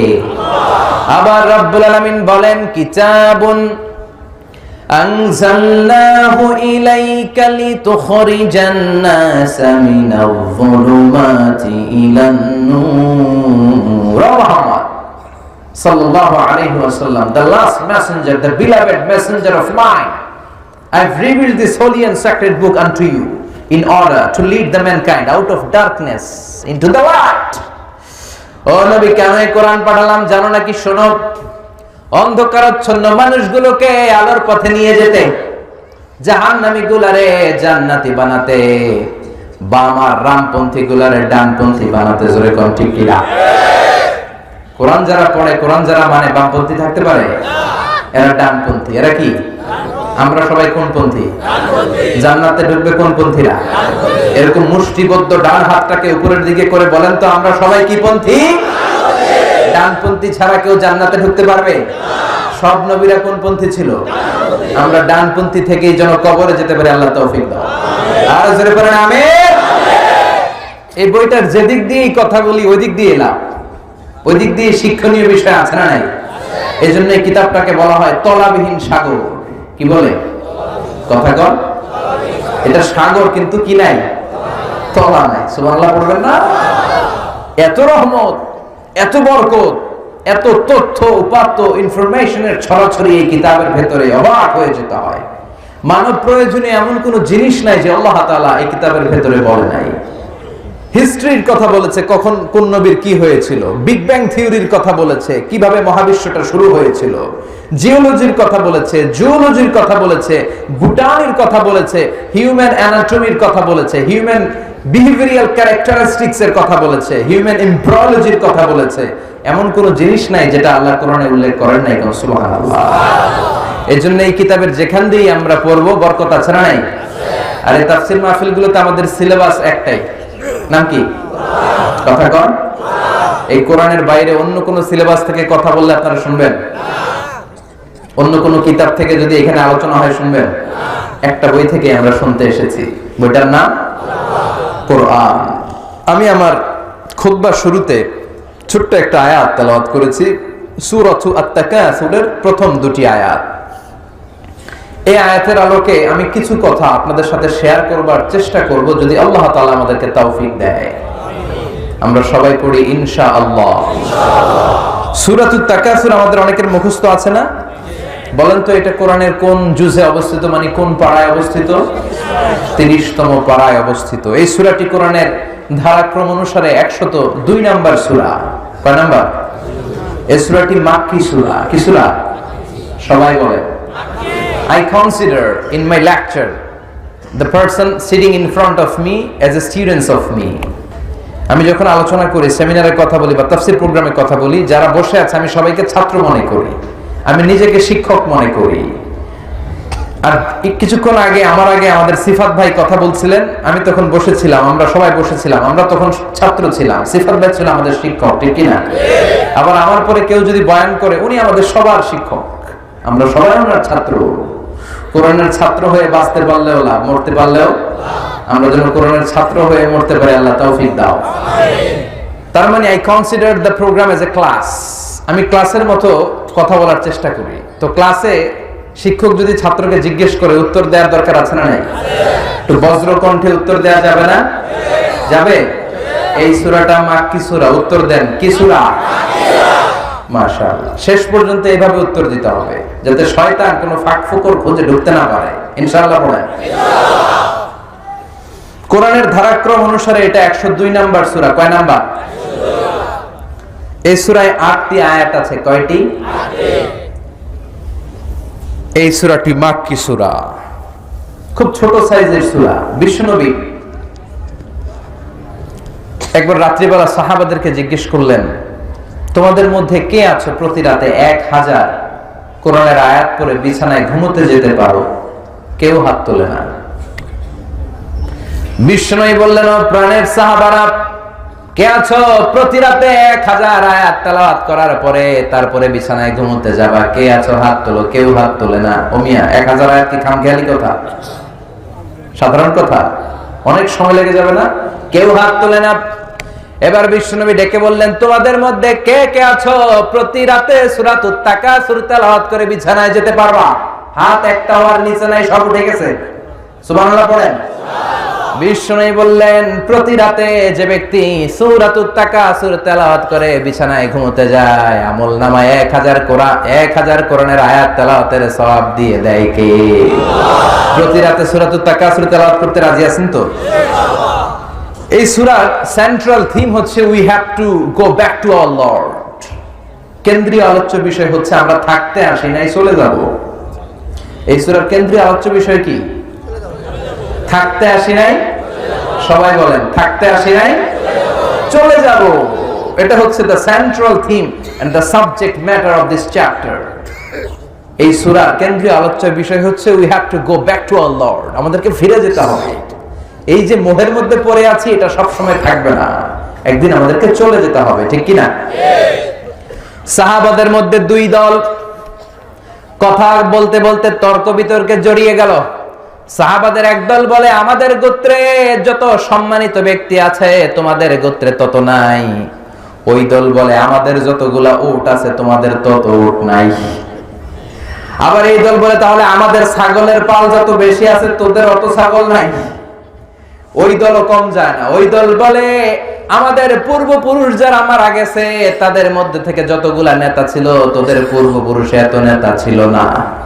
দুনিয়ার সম্পদ আর চাকচিক্যময় জিনিস নিয়ে সাহাবাদের মধ্যে তর্ক আর দ্বন্দ্ব শুরু হয়ে গেল। কে বড়, তোরা বড় নাকি আমরা বড়? আল্লাহর কাছে বিষয়টা পছন্দ হয় নাই, সাহাবীদের সাথে বিষয়টা মানায় না, সাহাবীদের শানের সাথে যায় না। এজন্য সাহাবীদেরকে শিক্ষা দেওয়ার মাধ্যমে গোটা বিশ্বের সবার চোখে আঙ্গুল দিয়ে আল্লাহ বুঝাতে চাইলেন, এই সম্পদের বড়াই করে, ক্ষমতার বড়াই করে কোনো লাভ নাই, কেউ থাকতে আসনাই চলে যেতে হবে, ঠিক কি না? তখনই আল্লাহ আয়াতটা নাযিল করে দিলেন, আল্লাহকুমুত তাকাসুরু হাত্তা যুরতুমুল মাকাবির। দুনিয়ার লোভ লালসা, দুনিয়ার চাকচিক্য, দুনিয়ার প্রাচুর্য তোমাদেরকে গাফেল করে দিয়েছে। দুনিয়ার লোভ, টাকা পয়সা, ক্ষমতা, এগুলো তোমাদেরকে গাফেল করে দিয়েছে। এই গাফলতির সাগরে ডুবে তোমরা আখিরাতকে বেমালুম ভুলে গিয়েছো। এই গাফলতি তোমাদের কমবে না হাত্তা যুরতুমুল, যতক্ষণ না তোমরা কবরে যাওয়া। কার কথা? আল্লাহ বললেন, এই দুনিয়াটা অত্যন্ত চমৎকার। দুনিয়াতে মানুষ আজীবন বেঁচে থাকতে চায়, কিন্তু আজীবন কি আমরা বেঁচে থাকতে পারবো নাকি? কবরের বাড়িতে আমাদেরকে যেতেই হবে, জোরে বলেন ঠিক কিনা? একদিন মাটির ভেতরে হবে ঘরে মন আমার, কেন বাঁধো দালান ঘরে মন আমার, কেন বাঁধো দালান ঘর? একদিন মাটির ভেতরে হবে ঘরে মন আমার, কেন বাঁধো দালান ঘরে মন আমার, কেন বাঁধো দালান ঘর? প্রাণ পাখি উড়ে যাবে পিঞ্জর ছেড়ে, ধরা দামে সবই রবে তুমি যাবে চলে। বন্ধু বান্ধব যত, মাতা পিতা দ্বারা সুত, সবই হবে তোমার পরে মন আমার, কেন বাঁধো দালান ঘর? একদিন মাটির ভেতরে হবে ঘরে মন আমার, কেন বাঁধো দালান ঘর? ঠিক কিনা? কথামালাগুলো সুন্দর না? শিক্ষা আছে না অনেক? হেদায়েতের জন্য 2 লাইন খেয়াল করলে যথেষ্ট। চিল্লায় বলেন ঠিক কিনা? কবরের বাড়িতে আমাদেরকে যেতে হবে, বাঁচার কোনো উপায় নাই। কিন্তু পাগলের মতো আমরা কিসের লোভে যে পড়ে আছি আমরা নিজেরাই জানি না। পুরো পৃথিবীটা আসলে একটা ধোঁকা, এটা একটা মোহ। আমরা মোহাচ্ছন্ন হয়ে আছি। পৃথিবীটা একটা মরীচিকা। মরার পরে মনে হবে গোটা জীবনটা ছিল আমার একটা দুঃস্বপ্ন। নতুন এক জগতে আমরা প্রবেশ করব, ঠিক কিনা? এজন্য কবরে আমাদেরকে যেতেই হবে, মরতেই হবে। কুল্লু নাফসিন যায়িকাতুল মাউত, সব আত্মাকে মৃত্যুর স্বাদ নিতে হয়। কার কথা? মরতেই হবে, বাঁচার কোনো উপায় নাই। The most certain thing in our life is death, and the most uncertain thing in our life is the time of death. আমাদের জীবনের সবচেয়ে সুনিশ্চিত বিষয় হচ্ছে মৃত্যু, মরবই, এটা আমরা সবাই জানি। কিন্তু সবচেয়ে অনিশ্চিত বিষয় হচ্ছে দ্য টাইম অফ ডেথ, মরার সময়টা। কখন মরবো আমরা জানি না। ওমা তাদরি নাফসুন বিআইয়ি আরদিন তামুত, কখন যে মরবো আমরা কেউ জানি? আমরা যে মরবো এটা সবাই জানি না? কথা বলে, কিন্তু কখন মরবো এটা জানি? মৃত্যু হচ্ছে মানুষের জীবনের সবচাইতে ভয়ঙ্করতম একটি অভিজ্ঞতা। এই অভিজ্ঞতা সবারই নিতে হবে। কিন্তু এই অভিজ্ঞতাটা নিতে আমার কেমন লেগেছে, এটার স্বাদ কেমন, কারোর সাথে শেয়ার করে যাওয়া যায়? কারো কাছ থেকে আমরা শুনিও নাই। এজন্য আল্লাহ বললেন, পৃথিবীটা ধোঁকা, ধোঁকার সাগরে তোমরা বসবাস করেছো। টাকার পেছনে, মোহের পেছনে পাগলের মতো ছুটে বেড়াচ্ছ। এই মোহ তোমাদের কাটবে না যতক্ষণ না তোমরা কবরে ঢুকবা। আলহাকুমুত তাকাসুরু হাত্তা যুরতুমুল মাকাবির, দুনিয়ার গাফলতি, এই মনোভাব কোনোদিন তোমাদের কাটবে না যতক্ষণ না তোমরা কবরে ঢুকবা। কবরে ঢোকার আগ পর্যন্ত আমাদের এই মোহ কাটবে, আমাদের এই গাফলতি কাটবে। আমাদের শুধু আরো চাই, বেশি বেশি চাওয়ার মানসিকতা আমাদের আরো লাগবে, আরো লাগবে, আরো চাই। এরকম আছে না নাই? যার সাইকেল আছে ও হুন্ডা চায়, চায় না? যার হুন্ডা আছে ও প্রাইভেট কার চায়, যার প্রাইভেট কার আছে ও হেলিকপ্টার চায়, যার হেলিকপ্টার আছে ও প্লেন চায়, আছে না নাই? আবার যে মেম্বার হয়েছে চেয়ারম্যান হতে চায়, চায় না? চেয়ারম্যান সাহেব মনে মনে ভাবে যদি পার্লামেন্টে যাইতে পারতাম ভালোই হইতো, এলাকাবাসীর জন্য অনেক কিছু করতাম, আছে না নাই? পার্লামেন্টও নিয়ে গেলেন ওনারে, এবার মনে মনে ভাবে একটা মিনিস্ট্রি যদি পাই খারাপ হয় না, মন্ত্রণালয়ের দায়িত্ব পেলে ভালো হয়, মন্ত্রী মন্ত্রী ভাব, আছে না নাই? আল্লাহ মন্ত্রীও বানাই দিছে, এখন বাকি কয়টা? কথা কন। এবার ভাবে কেমন করে ওইটা হওয়া যায়, কিন্তু সুযোগ নাই। এই দেশে মাত্র দুইটা, হয় এইটা নয় এইটা। জোরে কন ঠিক কিনা? আমাদের কোনো আলাদা চয়েস নাই, হয় উনি নয় উনি, যেই আসুক শান্তিপূর্ণ ভাবে যেন আমরা থাকতে পারি, ঠিক কিনা? তার মানে চাহিদার শেষ নাই। টাকা আছে, গাড়ি আছে, বাড়ি চাই, বাড়ি আছে, নারী চাই, এটা আছে ওটা চাই, ওটা আছে সেটা চাই। মানুষের চাহিদার কোনোদিন শেষ হয় নাকি? কথা বলেন। অনেকে অ্যানালগ মোবাইল ইউজ করেন না, মানে ভিডিও টিডিও দেখা যায় না, আছে না নাই? নরমাল নোকিয়ার সেটগুলো আছে না, ওর বড় আশা ওই যে সবাই যে টিপা টিপা ইউজ করে, একটা অ্যান্ড্রয়েড সেট যদি ইউজ করতে পারতাম, আমিও যদি টাচ মোবাইল ইউজ করতে পারতাম, আমি যদি ভিডিও করতে পারতাম। অ্যান্ড্রয়েড সেটের ব্যবস্থা আল্লাহ করে দিল। এবার কয় সবাই এক ধরনের মোবাইল ইউজ করে, পিছনে একটা আপেল দেখা যায়, আপেল আছে না নাই? একটা আপেল মার্কা যদি পাইতাম, আল্লাহ ওইটাও দিয়ে দিছে। এবার মনে মনে ভাবে যদি একটা আইপ্যাড পাইতাম, আইপ্যাড আল্লাহ দিছে। এবার তো একটা ম্যাকবুক প্রো যদি পেতাম, চিনো চিনো ম্যাকবুক প্রো, অ্যাপল কোম্পানির সবচেয়ে দামি যে ল্যাপটপটা, ওটার নাম ম্যাকবুক প্রো। তার মানে মানুষের চাহিদার শেষ নাই, এটা আছে সেটা চায়, সেটা আছে ওটা চায়। এজন্য আল্লাহ বললেন তোদের চাহিদার শেষ হবে না হাত্তা যুরতুমুল মাকাবির, কবরে ঢোকা ছাড়া, ঠিক কি না? স্বভাবটাই আমাদের এমন, আরো লাগবে, আরো চাই, আরো খামো, দুনিয়াটা খামো, সব আমার, আমার পেট হলে দূর, আমি সব খামো। এরকম ডাকাইত আছে না নাই? সব খেতে যায়, বলে গোটা দুনিয়াটা আমার, সবটা আমি খামো, সব আমার একা। আরো আরো চাই, বেশি বেশি চাওয়া হলো ফকিরের স্বভাব। যেমন জুমার নামাজ আজকে ছিল জুমার দিন, জুমার পরে দেখবেন যারা ফকির, যেদিকে টাকা দেয় ওইদিকে হাত দেয়, আছে না নাই? এদিকে একজন দিতেছে, এদিকে খাবলা মারে, আবার ওদিকে একজন দিতেছে, ওদিকে আবার ওদিকে, আবার ওদিকে, আছে না নাই? লাগলেও খোঁজে, না লাগলেও কথা কন, কথা কন। এই স্বভাবটা কাদের? ফকিরদের। আমাদের মধ্যে এই স্বভাব আছে না নাই? এজন্য আমরা সবাই ফকির। ধনী একজন, তিনি কে? يا أيها الناس أنتم الفقراء إلى الله والله هو الغني الحميد। ও আমার গোলামেরা, তোরা হলি ফকির, ধনী একজন, তিনি কে? এজন্য আমাদের চাহিদার কোনো শেষ নাই, চাওয়া পাওয়ার কোনো শেষ নাই, শুধু আরো চাই, আরো চাই, আরো লাগবে, শুধু প্রতিযোগিতা। কি এক মোহের পেছনে যে আমরা ছুটছি, আরো লাগবে, আরো প্রতিযোগিতা, আনলিমিটেড ডিমান্ড, শেষ হয় না। এই মানসিকতা আমাদের মধ্যে আছে না নাই? আরো লাগবে, আরো। উনি কামায় 20,000, আমার কামাইতে হবে 30,000। ওনার ফ্ল্যাট 2টা, আমার লাগবে কয়টা? আমার লাগবে 4টা।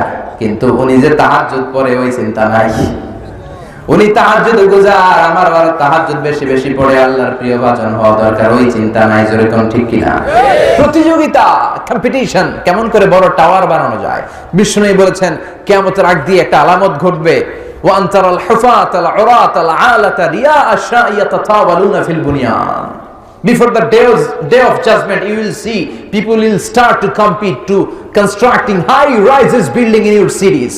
তোমাদের শহরে বড় বড় আকাশচুম্বী স্কাই স্ক্রিপার বিল্ডিং বানানোর প্রতিযোগিতা কিয়ামতের আগে শুরু হয়ে যাবে।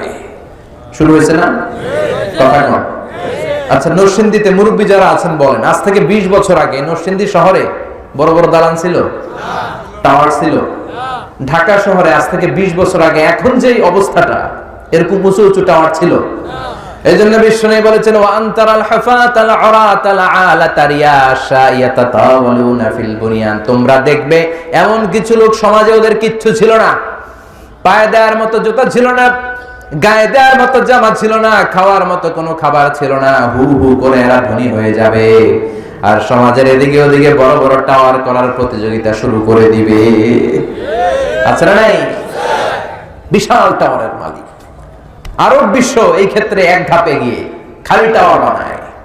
এবার হজে যাওয়ার সময় জেদ্দাতে দেখেছি পৃথিবীর সবচাইতে উঁচু টাওয়ার, কিংডম টাওয়ার, নাম শুনছেন? এটা গত 5 বছর ধরে এটার কনস্ট্রাকশন শুধু চলছে, আগামী বছর শেষ হবে। এটা উচ্চতায় প্রায় 1000 মিটার উঁচু।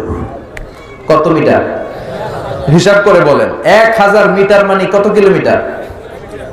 হ্যাঁ, 1 কিলোমিটার। একটা বিল্ডিং যদি 1 কিলোমিটার উঁচু হয়, এটার সামনে যাই আমি তাকাবো কেমনে? আমার টুপি পরে যাবে পিছনে। কথা কয় 170 তলা, 170 তলা।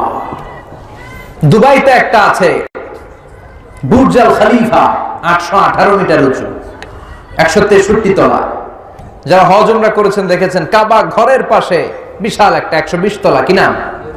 জামজাম টাওয়ার বলে স্থানীয় লোকেরা, আসলে এটার নাম হচ্ছে দি মক্কা রয়্যাল ক্লক টাওয়ার।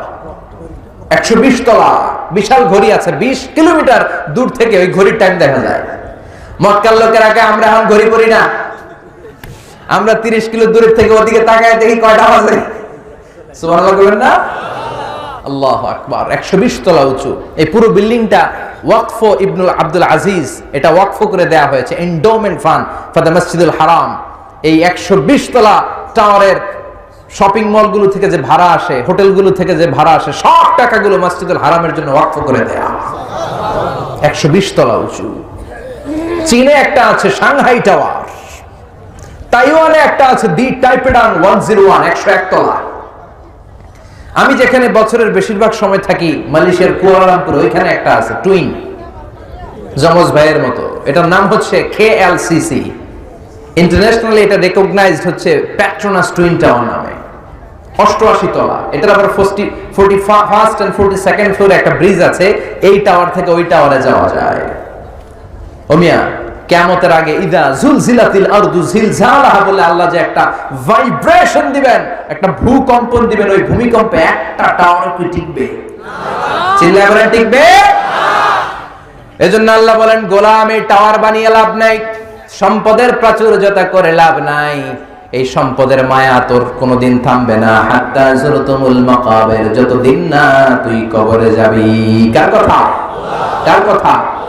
আপনি আরব ধনকুবেরদের দিকে তাকান, কি পরিমাণে টাকার মালিক এরা।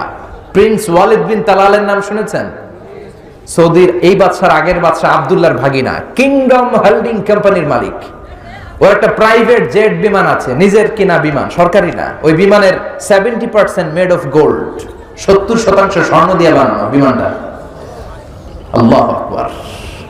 কত টাকার মালিক যে সে নিজেও জানে না। সৌদির রাজধানী রিয়াদের সবচেয়ে বড় টাওয়ারের মালিক সে। গত 2 বছর আগে আমার প্রোগ্রাম ছিল ব্রুনাই, বান্দার সেরি বেগাওয়ানে। ওখানে পৃথিবীর সবচেয়ে বড় প্যালেস, রাজপ্রাসাদ অবস্থিত। প্রায় 2000 কক্ষ আছে সেখানে। এটার মালিক হচ্ছে সুলতান হাসান আল বালখিয়া, গ্র্যান্ড হায়াত হোটেলের মালিক। তার সংগ্রহে 500টা রোলস রয়েস গাড়ি আছে। এক একটা গাড়ির দাম 10 কোটি টাকা করে। নাউজুবিল্লাহ করবেন না? ওমি একজনের সুখে থাকতে ঘুরতে মজমাস্তিও যদি করে, কয়টা গাড়ি লাগে? কথা করে একটা, দুইটা, ফ্যামিলির সবাই মিলে 4টা 5টা, ওর আছে কয়টা? 500টা রোলস রয়েস। আর অন্যান্য ব্র্যান্ড তো আছেই, Ferrari, Maybach, Lamborghini, Chevrolet, Range Rover, BMW, Mini Cooper, Mercedes Benz, Volkswagen, Audi, অভাব নাই। এজন্য আল্লাহ বললেন গোলাম এই সম্পদ, এই টাকার পাহাড়, এই জেট বিমান, এই গাড়ি তোরে বাঁচাতে পারে না। বাঁচাতে পারে কে? দুনিয়ার গাফলতি ছেড়ে দে, কিন্তু গাফলতি কমবে না যতদিন না তুই কবরে ঢুকবি। কার কথা? সম্পদ উপার্জন ইসলাম বাধা দেয় না। যদি সম্পদ উপার্জন করে প্রশংসা আল্লাহর করেন, কোনো বাধা আছে? যাকাত ফরজ হলে যদি যাকাত দিয়ে দেন, কোনো বাধা আছে? ইসলাম বলে রাস্তার এক পাশে গাছতলা, আরেক পাশে পাঁচতলা, এটা ইসলাম মেনে নেয় না। চিল্লায় এখন ঠিক কিনা? এজন্য টাকার পাহাড় দেখে ভিমড়ে যাবেন না। বিএমডব্লিউ ল্যান্ড ক্রুজারে চলে, মার্সিডিজ বেঞ্জ ঢাকায়, রেঞ্জ রোভারে চলে, পোরশেতে চড়ে, মনে করবেন না যে অনেক সুখে আছে। সুখ নাও থাকতে পারে, ঠিক কিনা? কারণ টাকা যার বেশি, রোগ তার বেশি। টাকা যার বেশি, টেনশন তার বেশি। টাকা যার নাই, টেনশনও তার নাই, ঠিক কিনা? টাকা যার বেশি, ঘুম তার কম। টাকা যার নাই, রাতে তার ঘুমের কোনো অভাব নাই। জোরে কোন ঠিক কিনা? বেশিরভাগ ধনীদের অবস্থা কি দেখবেন যে এদের রাতে ঘুম হয় না। তবে হালাল পন্থায় যারা মাথার ঘাম পায়ে ফেলে উপার্জন করেছে, এদের আবার আলহামদুলিল্লাহ ঘুম হয়। কিন্তু ডান হাতে বা হাতে হালাল হারাম বাছাই না করে যারা কামাই করেছে, রাতে ঘুম নাই। 1 ঘন্টা ঘুমানোর জন্য ট্যাবলেট খায় কয়টা? ঘুমের বড়ি কয়টা খায়? আর রিকশাওয়ালায় ঘুমের জন্য যে বড়ি খাওয়া লাগে ওর জানি না। মানে ঘুমানোর জন্য যে বড়ি থাকতে পারেন ফার্মেসিতে ও শুনেই নাই। সুবহানাল্লাহ পড়ে। কিছু খেতে পারে না কোটিপতিরা, খুঁজে দেখেন। ডাক্তারের কাছে গেলে বলে কিচ্ছু খাবেন না, গরু খাবেন না, খাসি খাবেন না, চিংড়ি খাবেন না, খালি ঘাস খাবেন। কি খাবেন? ঘাস বলতে আই মিন ভেজিটেবল। সবজি আইটেম দিয়ে দেয় না। সকালে 2টা রুটি, দুপুরে 1 কাপ ভাত, ছোট্ট একটা মাছ, আর রাতে খালি সবজি ঘাস। ওই মিয়া, সবজি আর ঘাসের পার্থক্য আছে? আল্লাহু আকবার। আর আমার রিকশাওয়ালা, দিনমজুর, কুলি, ঠেলাওয়ালা, ওর রাতে ঘুমের কোনো সমস্যা আছে? ওর যেখানে রাইত ওইখানেই। ওর বিছানায় মাথা লাগতে দেরি, ওর নাক ডাকতে দেরি হয়। ওর নাকের ডাকের আওয়াজে ট্রাকের ইঞ্জিন ওঠে। আল্লাহু আকবার। এজন্য আল্লাহ বললেন হাত্তা যুরতুমুল মাকাবির, যতদিন না কবরে ঢুকবি, বেশি বেশি পাওয়ার, বেশি বেশি খাওয়ার আকাঙ্ক্ষা তোর কমবে না। এই দুনিয়াটা কিচ্ছু না, হাতের ময়লা, ঠিক কি না? আজ আছে কাল নাই। মাসালু হাযিহি দুনিয়া, এই দুনিয়ার দৃষ্টান্ত হচ্ছে 3টা লাশ আর 4টা স্বর্ণের টুকরার মতো। লাশ কয়টা? স্বর্ণের টুকরা কয়টা? বনি ইসরাইলের জামানায় 3 জন যুবক তাদের ভাগ্য পরিবর্তনের জন্য, কর্মসংস্থানের জন্য বের হয়েছে। পথিমধ্যে গুপ্তধন পাইছে। গুপ্তধনটা কি ছিল? 4টা বড় বড় স্বর্ণের টুকরা, এত বড়। পেয়ে তো মহা খুশি। 3 বন্ধু পাইছি, আজীবন খাইয়া শেষ করা যাবে না। এবার 3 বন্ধু বলে ভাগাভাগি করার আগে কিছু খাওয়া দাওয়া করে নি, অনেক ক্ষুধা লাগছে। একজনের পাঠাইছে তুই যা বাজার থেকে রুটি কিনে আন, খাওয়ার পরে 3 বন্ধু মিলা 4টা স্বর্ণের টুকরা ভাগ করবো। ও রুটি আনতে গিয়েছে, আর 2 বন্ধু মিলে প্ল্যান করছে এক কাজ করে ওইটা যদি মায়া ফেলাইতে পারি তাইলে তো আর হিসাবের কোনো দরকারই নাই। তুই 2টা আমি 2টা, কেল্লা পথে। রুটি আনতে যে গিয়েছে, মনে মনে ভাবে রুটিতে বিষ মিশাই নিয়ে যাবো। কি মিশাবো? বিষ মাখানো রুটি দিয়া ওই 2টার এসে সব আমার, আমি খাবো, আমি খাবো। যেই চিন্তা ওই কাজ, রুটিতে বিষ মিশাই নিয়ে আসছে। আর এই 2 জন ওইটারে দইরা মারছে। মারার পরে 2 জন কইটার মারতে বহুত কষ্ট হয়েছে রে। ভাগাভাগি আর কি করবি? তুই 2টা আমি 2টা, আগে খাইয়া লইস। আগে কি করি? খাওয়ার পরে এই 2টাও নাই। 4টা স্বর্ণের টুকরা পরে আছে, 3টা লাশ পরে আছে, স্বর্ণ নেই আর কেউ নাই। এটাই হচ্ছে দুনিয়া। চিল্লায় বলেন ঠিক কি না? এজন্য আল্লাহ বললেন আলহাকুমুত তাকাসুরু হাত্তা যুরতুমুল মাকাবির। দুনিয়ার লোভ লালসা তোমাদেরকে গাফেল বানিয়ে দিয়েছে। গাফলতি কমবে না যতদিন না কবরে ঢুকো। টাকা টাকা আরো লাগবে, আরো লাগবে, ক্ষমতা ক্ষমতা আরো লাগবে। টাকা উপার্জনে বাধা নাই, কিন্তু হালাল পন্থায় হতে হবে। নিসাব পরিমাণ হলে যাকাত দিয়ে দিতে হবে, কিন্তু যাকাতের লুঙ্গি আর শাড়ির দামে নাটক করা যাবে না। চিল্লায় এখন ঠিক কি না? যাকাতের লুঙ্গি দেয় না, যাকাতের শাড়িও তো দেয়। এটা কি যাকাত দেওয়ার কোনো পলিসি? এটা যাকাত দেওয়ার কোনো পদ্ধতি? যাকাত এমন ভাবে দিতে হবে যাকে আপনি দিবেন, you are the payer and he is the receiver.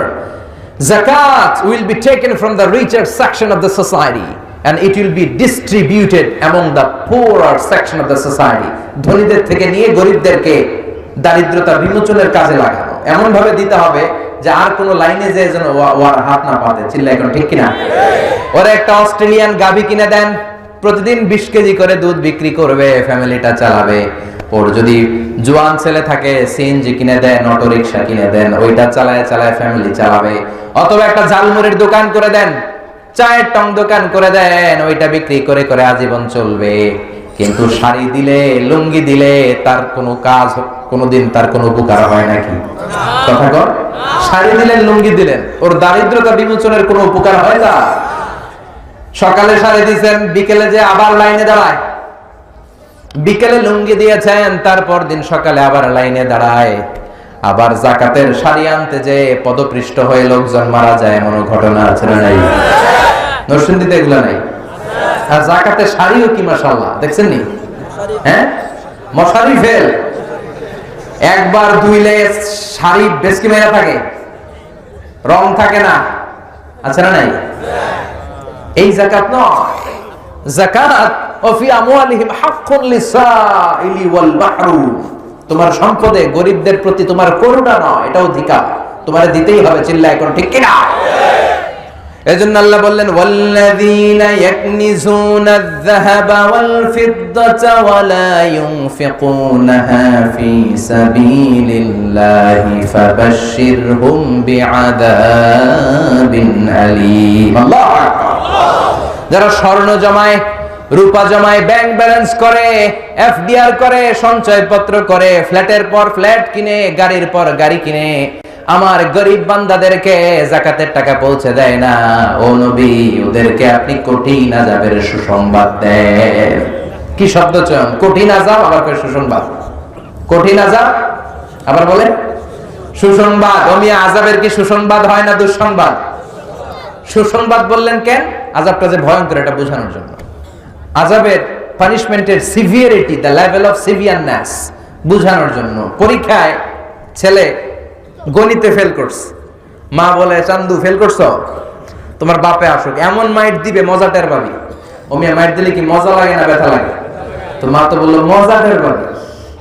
তার মানে মাইটটা যে করা হবে, মাইটটা বড় ডেঞ্জারাস। ইন্না বাতশা রাব্বিকা, আমার আল্লাহর ধরা বড্ড প্রচন্ড কড়া। আমার আল্লাহ সুযোগ দেয়, ধরে না, কিন্তু যখন ধরে তখন আবার ছাড়ে না, ঠিক কিনা? ধরে ধরে ধরে না, ধরলে আল্লাহ সব সময় ধরে না, ধরলে ছাড়ে না। খবরদার। ফাতুকুয়া বিহা জিবাহুম ওয়া জুনুবুহুম ওয়া যুহুরুহুম। 1000 বছর জাহান্নামের আগুনের মধ্যে লোহার খুন্তি গরম করে কপালে একটা ছেক দেয়া হবে, পাজরে ছেক দেয়া হবে, পিঠে ছেক লাগানো হবে যারা যাকাত দেয় নাই। এজন্য যারা যাকাত আদায় করেন না, নরসিংদীর বিজনেস ম্যাগনেট ভাইরা, খবরদার, কারুনের জীবনী থেকে শিক্ষা নেন। কারুন ছিল অনেক ধনী। মুসা আলাইহিস সালামের চাচাতো ভাই সাইয়েদনা মুসা বললেন, যাকাত দাও, গরিবদেরকে যাকাতের টাকা বুঝিয়ে দাও, যাকাত দেয়া হচ্ছে আল্লাহর আইন। সে বলে, আল্লাহর আইন আমি মানি না। সাইয়েদনা মুসা বলে, আল্লাহ তোমাকে সম্পদ দিয়েছে। কারণ বলে, আল্লাহ আবার কে? ইন্নামা উতিতুহু আলা ইলমিন ইনদি। আমার মেধা খাটিয়ে, আমার বুদ্ধি খাটিয়ে, আমার ইন্টেলেক্ট খাটিয়ে আমি কামাই করেছি, 1 টাকাও দেব না। মুসা বলে, যাকাত দে। কারণ কর, দেব না। সাইয়েদনা মুসা বললেন, তাহলে আল্লাহর আযাব তোরে পাকড়াও করবে। কারণ বললে, পারলে আযাব নিয়ে আয়। রব্বুল আলামিন আযাব পাঠালেন, ফাখাসাফনা বিহি ওয়া বিদারিহিল আরদ। কারণ সহ কারণের সব সম্পত্তি আল্লাহ জামিনে দাবিয়ে দিলেন। আমি তো মিশরে পড়াশোনা করেছি, আমি নিজে ওই জায়গাটা দেখে এসেছি, কারণের বাড়ি। মিশরের রাজধানী কায়রো থেকে 100 কিলো দূরে একটা জেলা আছে, ফাইয়ুম, মুহাফাজাতু ফাইয়ুম। ওখানে বহাইরা কারুন আছে, যে জায়গায় আল্লাহ তাআলা এই বেয়াদব পৃথিবীর কুখ্যাত সন্ত্রাসী কারুনের সব সম্পদ কারণ সহ আল্লাহ জামিনে দাবিয়ে দিয়েছে। ওই জায়গায় একটা হ্রদ হয়ে গিয়েছে। কিন্তু আজও গোটা বিশ্বের মানুষের শিক্ষার জন্য একটা তার প্রাসাদের ভগ্নাংশ, সামান্য একটা অংশ গোটা বিশ্বের মানুষের ইতিহাসের জন্য, শিক্ষার জন্য আল্লাহ সামান্য কিয়দাংশ রেখে দিয়েছে। সুবহানাল্লাহ। আল্লাহর আযাব যখন আসলো, পুরো ফাইয়ুম এলাকা কেঁপে উঠলো। কারণ দেখে তার পা জমিনের ভেতরে ঢুকতে শুরু করেছে, তার সম্পদগুলো, সিন্ধুকগুলো জামিনে যেতে শুরু করেছে। হাঁটু পর্যন্ত ডেবে যাওয়ার পরে কারণ মনে মনে ভাবে, কিচ্ছু হবে না, বেঁচে যাব, আমার গায়ে জোর কম নাই। কোমর পর্যন্ত দেবে যায়, মনে মনে ভাবে, কিচ্ছু হবে না, আমার গলা পর্যন্ত দেবে যায়। এবার কয়, মুসা আমারে বাঁচা, সব তুই নে, খালি বাঁচা, সব তোর। এবার কি কয়? আগে কয় সব আমার, এতদিন কি কইছে? সব সব আমি খাবো। এখন কয় সব তোর, খালি বাঁচা। আল্লাহ বললেন কিয়ামত পর্যন্ত 1 বিঘত করে তোর দেহটা, তোর সব সমুদয় সম্পদ জমিনের ভেতর প্রতিদিন 1 বিঘত করে যেতেই থাকবে, যেতেই থাকবে। আমি নিজে ওই জায়গাটা দেখে এসেছি, এজন্য খবরদার সম্পদওয়ালা ভাইরা, যাকাত এটা গরিবদের প্রতি কোনো দয়া নয়, এটাকে ফরজ করেছে কে? আল্লাহ। চিল্লায় বলেন কে? আল্লাহ। এই সম্পদের যাকাত যদি না দেন কিয়ামতের দিন এই যাকাতগুলো বিশাল, টাকাগুলো বিশাল সাপ হয়ে পা থেকে পেঁচাতে পেঁচাতে কোমর, কোমর থেকে পেঁচাতে পেঁচাতে গলা পর্যন্ত বিশাল ছবল দিয়ে বলবে আনা মালুক আনা কানজুক, আমি তোর সম্পদ, আমি তোর ব্যাংক ব্যালেন্স, আমি তোর এফডিআর, আমি তোর সঞ্চয়পত্র, আমারে খা। খাবেন? খাবেন না? খাবেন না? এক এক ছবলে পুরো দেহটা নীলাভ হয়ে 70 গজ জমিনের ভেতরে সে ঢুকে যাবে। পড়েন নাউযুবিল্লাহ। এজন্য আল্লাহ বললেন আলহাকুমুত তাকাসুরু হাত্তা যুরতুমুল মাকাবির। দুনিয়াতে বেশি বেশি খাওয়া, বেশি বেশি চাওয়া, বেশি বেশি লোভের আকাঙ্ক্ষার গাফলতি তোমাদেরকে পাগল বানিয়ে দিয়েছে। তোমাদের এই পাগলামি, তোমাদের এই মোহ, তোমাদের এই গাফলতি কোনোদিন কমবে না কবরে যাওয়া ছাড়া। কোথায় যাওয়া ছাড়া? কবরে যাওয়া ছাড়া আমাদের এই গাফলতি কোনোদিন কমবে। বিশ্বনবী বললেন লাউ আন্না লিকুল্লি ইবনি আদম ওয়াদিয়ান মিন যাহাব। খেয়াল করে শুনেন, বনি আদমের সবাইকে যদি একটা করে স্বর্ণের পাহাড় দিয়ে দেয়া হয়, আহাব্বা ইয়াকুনা লাহু ওয়াদিয়ান, সে চাইবে কেমন করে আরেকটা স্বর্ণের পাহাড়ের মালিক হওয়া যায়। আমাদের প্রত্যেককে যদি আল্লাহ একটা করে স্বর্ণের পাহাড়ের মালিক বানায় দেয়, কিসের পাহাড়? সবাই বলতে হবে কিসের পাহাড়? আচ্ছা, একটা স্বর্ণের পাহাড়ের মালিক যদি আমি হই, আমি কেন আমার 14 পুরুষ এটা বেচা খেয়ে শেষ করতে পারবো? কথা কর। তো আমার আরেকটা লাগবে কেন? স্বভাব। এটা কি? প্রত্যেককে একটা করে যদি স্বর্ণের পাহাড় রব্বুল আলামিন দিয়ে দেয়, সবাই চাইবে আরেকটা পাহাড় কেমনে পাওয়া যায়। বিষ্ণু বললেন ওয়ালাইয়াম লা আফাহু ইল্লা তারাব। মানুষের এই খাই খাই স্বভাব, মানুষের এই চাই চাই স্বভাব কোনোদিন কমবে না যতদিন না কবরের মাটি মুখের ভেতরে ঢুকে। ঠিক কি না? ঠিক কি না? ঠিক কি না? কবরের মাটি মুখের ভিতরে ঢোকার আগ পর্যন্ত এই খাই খাই স্বভাব মানুষের কমবে। এজন্য কবরে আমাদেরকে যেতেই হবে, কবরের প্রস্তুতি নিতেই হবে। কবর থেকে বাঁচা যাবে, মৃত্যু থেকে পালানো যাবে। পৃথিবীতে যত নবীরা এসেছেন সবাই ইন্তেকাল করেছেন, এমন কোন মানুষ নাই যে মরবে না। কার কথা? কার কথা? কুল্লু মান আলাইহা ফানি ওয়া ইয়াবকা ওয়াজহু রাব্বিকা যুল জালালি ওয়াল ইকরাম ফাবিআইয়ি আলাই রাব্বিকুমা তুকাযযিবান। এই মহাবিশ্বে যা দেখা যায় সব ফানা হয়ে যাবে, সব মরে যাবে, একজন ছাড়া চিল্লায় বলেন তিনি কে? শাশ্বত চিরঞ্জীব, সদা জাগ্রত, সদা সজাগ। উনার লয় নাই, ক্ষয় নাই, উনি মরবেন না। সবাই মরে যাব, সব মরে যাব। আল্লাহ মালাকুল মউতকে বলবেন মালাকুল মউত আখবিরনি মাইয়াবকা, বলতো আর কে কে বাকি আছে। মালাকুল মউত বলবে আল্লাহ আপনার অর্ডারে পৃথিবীর সব মানুষগুলারে সাইজ করে ফেলছি, একটাও নাই, কেউ নাই। শুধু জিনেরা বাকি আর ফেরেশতারা বাকি। আল্লাহ বলবে সব জিনগুলারও সাইজ কর। সব জিনগুলো শেষ হয়ে যাবে। আল্লাহ বলবেন মালাকুল মউত সব প্রাণীগুলোকে মারতে যে যতটা কষ্ট দিয়েছিস সবগুলো কষ্ট একসাথে করে ইবলিস রে সাইজ কর। ইবলিসও সাইজ হয়ে যাবে। এবার আল্লাহ বলবে আখবিরনি মাইয়াবকা, ও মালাকুল মউত আর কে বেঁচে আছে বল। মালাকুল মউত বলবে কোনো পাখি নাই, কোনো প্রাণী নাই, কোনো মৎস্যকুল নাই, কোনো মানুষ নাই, কোনো মানব নাই, কোনো দানব নাই, খালি ফেরেশতারা আছে। আল্লাহ বলবেন এবার ফেরেশতাদের সাইজ কর। সব ফেরেশতা মরে শেষ, 4 জন ছাড়া। কয়জন? কথা বলেন। আল্লাহ বলবেন আর কে কে বাকি আছে বল। মালাকুল মউত বলবে শুধু 4 জন, জিব্রাইল, ইসরাফিল, মিকাইল আর আমি আপনার হুকুমের গোলাম আজরাইল। আল্লাহ বলবেন ইসরাফিলের রূহ কবজ কর, জিব্রাইলের রূহ কবজ কর, মিকাইলের রূহ কবজ কর। সব শেষ। এবার আল্লাহ বলবেন আখবিরনি মাইয়াবকা, ও মালাকুল মউত আর কে কে বেঁচে আছে বল। মালাকুল মউত বলবে আল্লাহ কেউ নাই, কেউ নাই, শুধু আপনি আর আমি আছি। আপনি আর আমি, সব শেষ। কেউ নাই, শুধু আপনি আছেন আর আপনার হুকুমের গোলাম। আপনার কথা তামিল করার জন্য তো একজন লাগবে, আমি আছি। আল্লাহ বলবেন এবার তুই মর, এবার তুই মর। তুই মর শুনে মালাকুল মউত তো অবাক হয়ে যাবে, ভয় পেয়ে যাবে, পিলে চমকে যাবে, খিচুনি উঠে যাবে, ওনার জ্বর এসে যাবে, থরথর করে কাঁপতে শুরু করে দিবে। এরকম যুগ বিয়োগনী জীবনে দেয় নাই। মনে মনে ভেবেছে আজীবন আমি সবাইরে মেরেছি, আমি কি মরবো নাকি? আল্লাহ বলবেন কোন কথা নাই, খিচুনি দিয়ে লাভ নাই, কান্নাকাটি করে লাভ নাই, কারণ কুল্লু নাফসিন যায়িকাতুল মাউত, এই পৃথিবীতে যত আত্মা এসেছে সবগুলাকে মৃত্যুর স্বাদ নিতে হবে, ঠিক কি না? তুই মর, মর, মুত, ইয়া মালাকাল মাউত, হে মৃত্যুর ফেরেশতা মর, মরে যা। মালাকুল মউত কাঁপতে থাকবে, বলবে আল্লাহ এটা আবার কেমন কথা, আমি মরুম কেন? আমি না মারছি, আমি না মারছি, আমি মরবো কেন? আল্লাহ বলবেন যা, জান্নাত আর জাহান্নামের মাঝ বরাবর একটা জায়গা আছে, আল আরাফ, এই নামে আবার কোরআন একটা সূরাও আছে না নাই? আরাফের মাঝ বরাবর যে দাঁড়া, মালাকুল মউত কাঁপতে কাঁপতে কাঁপতে কাঁপতে আরাফের মাঝখানে যে দাঁড়াবে, আল্লাহ চিৎকার দিয়ে বলবেন এবার তুই মর, মুত, মুত, ইয়া মালাকাল মউত, মর, মরে যা। মরে যাওয়ার সাথে সাথে মালাকুল মউত যে লক্ষ লক্ষ মানুষকে মেরেছে, দানবকে মেরেছে, ফেরেশতাদেরকে মেরেছে, বিশাল একটা চিৎকার দিয়ে সেও মরে যাবে। আল্লাহু আকবার। বিশ্বনবী ফরমান মালাকুল মউতের সেদিনের চিৎকারটা এত ভয়ঙ্কর হবে, সেদিনের আওয়াজটা এত গগন বিদারী হবে, পৃথিবীতে তখন মানুষগুলো যদি বেঁচে থাকতো, কিয়ামতের জন্য ইসরাফিলের আলাদা করে সিংহায় ফুৎকার দেওয়ার দরকার হতো না। মালাকুল মউতের মরণের কষ্টের ওই চিৎকারটা শুনে দুনিয়ার সব মানুষ কানের পর্দা ফেটে তখনই লাশ হয়ে পড়ে যেত।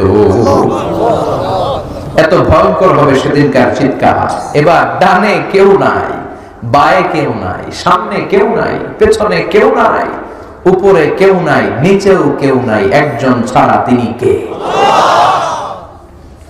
আল্লাহ এবার চিৎকার দিয়ে বলবেন ইয়া আরদু আইনা আশজারুকেও, পৃথিবী তোর গাছগুলো কোথায়? বিশাল বট গাছ না ছিল যেগুলোর আশেপাশের লোকজন শিরকি কাজ করতো, আজকে কোথায়? ইয়া আরদু আইনা আনহারুকেও, পৃথিবী আজকে তোর বড় বড় নদীগুলো কোথায়? মিসিসিপি, মিসৌরি কই? গঙ্গা নদ কই? ৬৬৯৫ কিলোমিটার লম্বা নীল নদ আজকে কোথায়?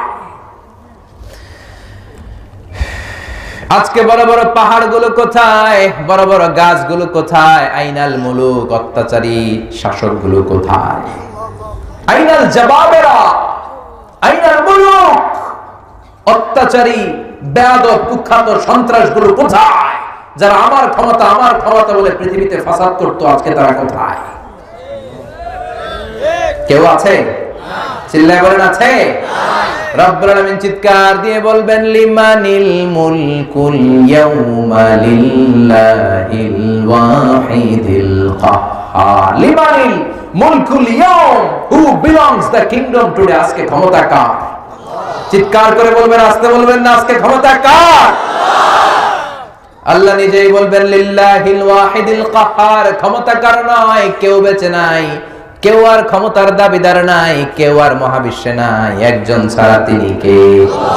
এজন্য আল্লাহ বললেন কুল্লু মান আলাইহা ফানি ওয়া ইয়াবকা ওয়াজহু রাব্বিকা যুল জালালি ওয়াল ইকরাম ফাবিআইয়ি আলাই রাব্বিকুমা তুকাল্লিবান। আল্লাহু আকবার। কেউ থাকবে না, সবাইকে যেতে হবে, বিশ্বাস হয় তো? বুঝতেছেন? হৃদয়ঙ্গম করতেছেন তো? মেসেজ হিসেবে নিচ্ছেন তো? এজন্য প্রতিদিন আমাদেরকে ভাবতে হবে হাত্তা যুরতুমুল মাকাবির, কবরে না যাওয়ার আগ পর্যন্ত আমাদের মোহ থামবে না। বিশ্বনবী বলেন আমি জানতে পেরেছি কবরের ভেতরে তোমাদেরকে সওয়াল করা হবে। এজন্য বিশ্বনবী আল্লাহর কাছে বলতেন আল্লাহুম্মা ইন্না নাউযু বিকা মিন আযাবিল কবর, ও আল্লাহ কবরের আযাব থেকে আপনি আমাদের বাঁচান। পড়েন আমিন। আর জোরে পড়েন আমিন। মুমিনদেরকে 4টা প্রশ্ন, কাফিরদেরকে 3টা প্রশ্ন কবরের ভেতর আছে না নাই? কথা বলেন। রেখে আসার পরপরই মুমিনদেরকে 4টা প্রশ্ন করা হবে। কয়টা? যেহেতু ঈমান আছে তো প্রশ্ন একটা বেশি।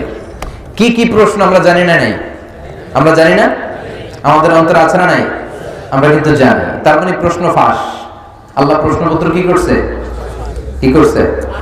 ফাঁস করে দিয়েছে। প্রশ্নগুলো আমরা আগ থেকেই জানি, এরপরেও যদি উত্তর দিতে না পারি দুষ্কার। কথা কর, প্রশ্নপত্র ফাঁস, উত্তরপত্র ফাঁস, এরপরে যদি আমরা পাস না করি মাইরা আছে না নাই? আমাদের প্রথম প্রশ্ন করা হবে, মার রব্বুক, তোর রব কে? জোরে বলেন। আল্লাহ আমার রব, এই রবি আমার সব। আল্লাহ আমার রব, এই রবি আমার সব।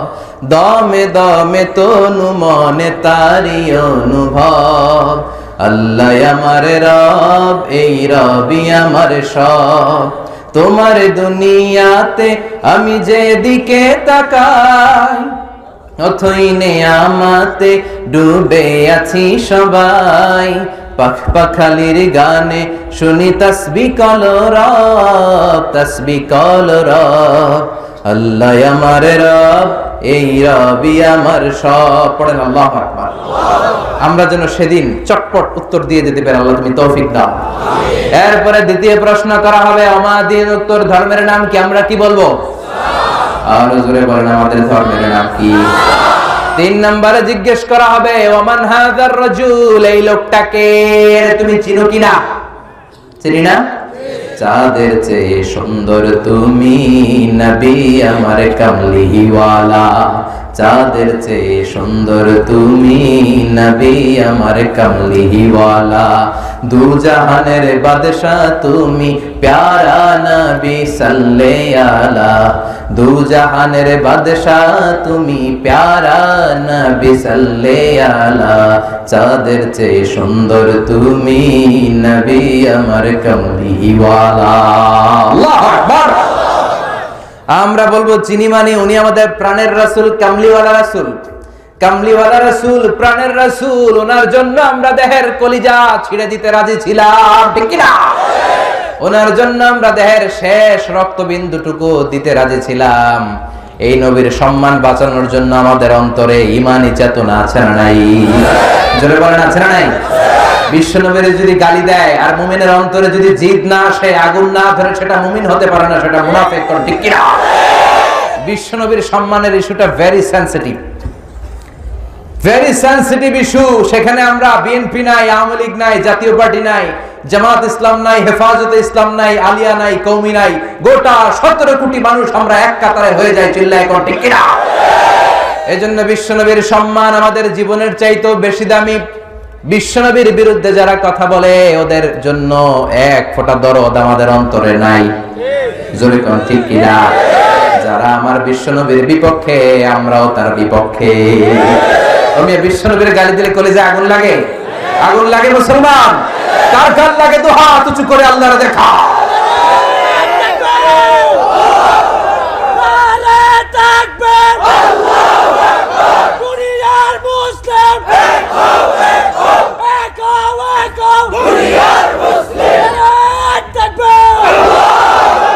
বিশ্বনবীর পক্ষে আমাদের স্লোগানগুলোকে আল্লাহ তাআলা তুমি কবুল করো, আমাদের নাজাতের ওসিলা বানাও। আমাদেরকে বলা হবে, ওমান হাযার রাজুল, দেখো তো এই লোকটারে চিনো কিনা? আমরা বলবো চিনি মানি, উনি তো আমাদের প্রাণের রাসূল, যেই নবীর জন্য আমরা স্লোগান দিয়েছি, ওনার সম্মান বাঁচানোর জন্য আমরা ময়দানে নেমেছি। ওমিয়া মাঝে মাঝে ময়দানে নামার দরকার আছে না নাই? মুখে মুখে ঈমানের কথা বললে ওইটা ঈমান হবে? কথা বলেন, হবে? যে ঈমান প্রয়োজনে জ্বলে ওঠে না, ঈমান অন্তরে নাই, যে ঈমান বাস্তবে নাই, মুখে ফোটায় কথার কলি, কি করে তারে বলো ঈমানে বলি, কি করে তারে বলো ঈমানে বলি, কি করে তারে বলো ঈমানে বলি, চিল্লায় বলেন, ঠিক কি না? এজন্য বিশ্বনবীর গালি দিলে, মুমিন যদি ঘরে বসে থাকে, তার কলম যদি না চলে, তার মুষ্টিবদ্ধ হাত দিয়ে স্লোগান যদি না চলে, প্রতিরোধের দুর্বার আন্দোলন যদি না চলে, ওইটা মুমিন নয়, ওইটা বোবা শয়তান, মুনাফিক। আমাদেরকে বলা হবে, ওমান হাযার রাজুল। 3 নাম্বার প্রশ্ন, এই লোকটাকে চিনো কিনা? আমরা বলবো চিনি মানি, এটা তো আমাদের প্রাণের রাসূল, ঠিক কিনা? এই নবীর জন্য আমাদের দেহের রক্ত বিলিয়ে দিতে আমরা কুণ্ঠা বোধ করতাম? তিনটা প্রশ্নের উত্তর শেষ, আলহামদুলিল্লাহ। এখন এবার এডিশনাল প্রশ্ন, বাঘের বাচ্চার মতো উত্তর দেয়া হয়েছে। রবকে? আল্লাহ। দিন কি? এই লোককে বিশ্বনবী মুহাম্মদ রাসূলুল্লাহ সাল্লাল্লাহু। এবার এডিশনাল প্রশ্ন, ওমা ইলমুক। কাফেরদের এই প্রশ্ন নাই, কাফেরদের শুধু তিনটাই, আমাদের কয়টা? কথা বলেন। আমাদেরকে বলা হবে ওমা ইলমুক, what is the source of your knowledge. তুমি যে তিনটার উত্তর করতে পারলা, তথ্য সূত্র কি? কইতে শিখছো নাকি কাফনের কাপড়ে নকল করে নিয়ে আসছো? কোত্থেকে জানলা? পাল্লা কেমনে? আপনাকে বলতে হবে আল্লাহর কোরআন পড়ে পড়ে আমরা শিখেছি, কোন ঠিক কিনা? আপনাকে বলতে হবে বিশ্বনবীর হাদিস ঘেটে আমরা জেনেছি, কোরআন পড়ে বিশ্বনবীর সুন্নাহ পড়ে আমরা শিখেছি। আপনারে বলতে হবে। আপনি যখন এটার উত্তর দিয়ে দিতে পারলেন, ফেরেশতারা বলবে আহলান ওয়া সাহলান, খুব সন্দেহ, কংগ্রেচুলেশন, চমৎকার পেরেছো তুমি বেটা, চমৎকার পেরেছো। ওয়া ইফসাহু লাহু কবরুহু 70 যিরান, কবরটা 40 হাত লম্বা করে দেয়া হবে। ওয়া ইফতাহু লাহু বাবুন ইলাল জান্নাহ, জান্নাতের দিকে কবরের সাথে একটা দরজা করে দেয়া হবে। জান্নাতের হিমেল বাতাস কবরে ঢুকে ধাক্কা মারবে। ওয়া ইলবাসু মিন লিবাসি আহলিল জান্নাহ, জান্নাতীদের ড্রেস পরিয়ে দেয়া হবে। আর বলা হবে নাম কানাউমিল আরুস, বাসর রাতে বর যেমনি কোনেকে নিয়ে শান্তির ঘুম দেয়, তুমিও ঘুমাও। ইসরাফিলের সিংহা, সে গ্রিন সিগন্যালের অপেক্ষা করো, তার ঘুমটা এত মধুর হবে, ইসরাফিলের সিংহার ফুৎকারের আগে তার এই ঘুম ভাঙবে না। কোন সুবহানাল্লাহ। আম্মাল কাফির ওয়াল মুনাফিক ওয়া আহলুশ শিমাল, এবার বামপন্থীদের পালা। ওদেরকেও জিজ্ঞেস করা হবে, মুনকার নাকির আসবে, আসওয়াদা নাজরাকান, কালো গাত্র বর্ণের, নীলাভ চোখ, নীল চোখ, কালো চামড়া। দুইজন ফেরেশতা এসে বলবে বসো, বস। প্রথম প্রশ্ন, মার রব্বুক, তোর রব কে? কয় জানি না। কি বলে? রব আমি জানি না, আমি খালি নেতা খেতাদের পেছনে ছুটেছি, মাও সেতুংয়ের রাজনীতি করেছি, কার্ল মার্কসের রাজনীতি করেছি, ইসলাম বিদ্বেষীদের সাথে চলেছি, ইসলামের পক্ষের কোন শক্তি আমি ছিলাম না। এরকম আছে না নাই? রব কারে বলে, রব দিয়ে কি করে আমি কিচ্ছু জানি না। এবার ফেরেশতারা বলবে ওমা দিন, উত্তর ধর্মের নাম কি? কয় ধর্ম কি? এটাও আমি জানি না, আমি কিচ্ছু জানি না, আমি মাফ চাই, দোয়াও চাই, আমি কিছুই জানি। ধর্ম ধর্ম আমি বুঝতাম না, ধর্মের কথা শুনলে আমি হামলা করতাম, এরকম ডাকাত আছে না নাই? ইসলামের কথা শুনলে আমি জঙ্গিদের মতো হামলা করতাম। অমিয়া ইসলামের পক্ষে যারা থাকে তাদেরকে বলা হয় মুজাহিদ, ইসলামের বিপক্ষে যেটা থাকে ওইটাই জঙ্গি। কথা কন। ইসলামের সাথে জঙ্গিবাদের সম্পর্ক আছে? সন্ত্রাসবাদের সম্পর্ক আছে? এক একটা মুসলিম এক একটা মুজাহিদ, চিল্লায় বলো ঠিক কিনা? আর ইসলামের বিপক্ষে যেগুলো, এগুলো হচ্ছে সন্ত্রাস, এগুলো জঙ্গি।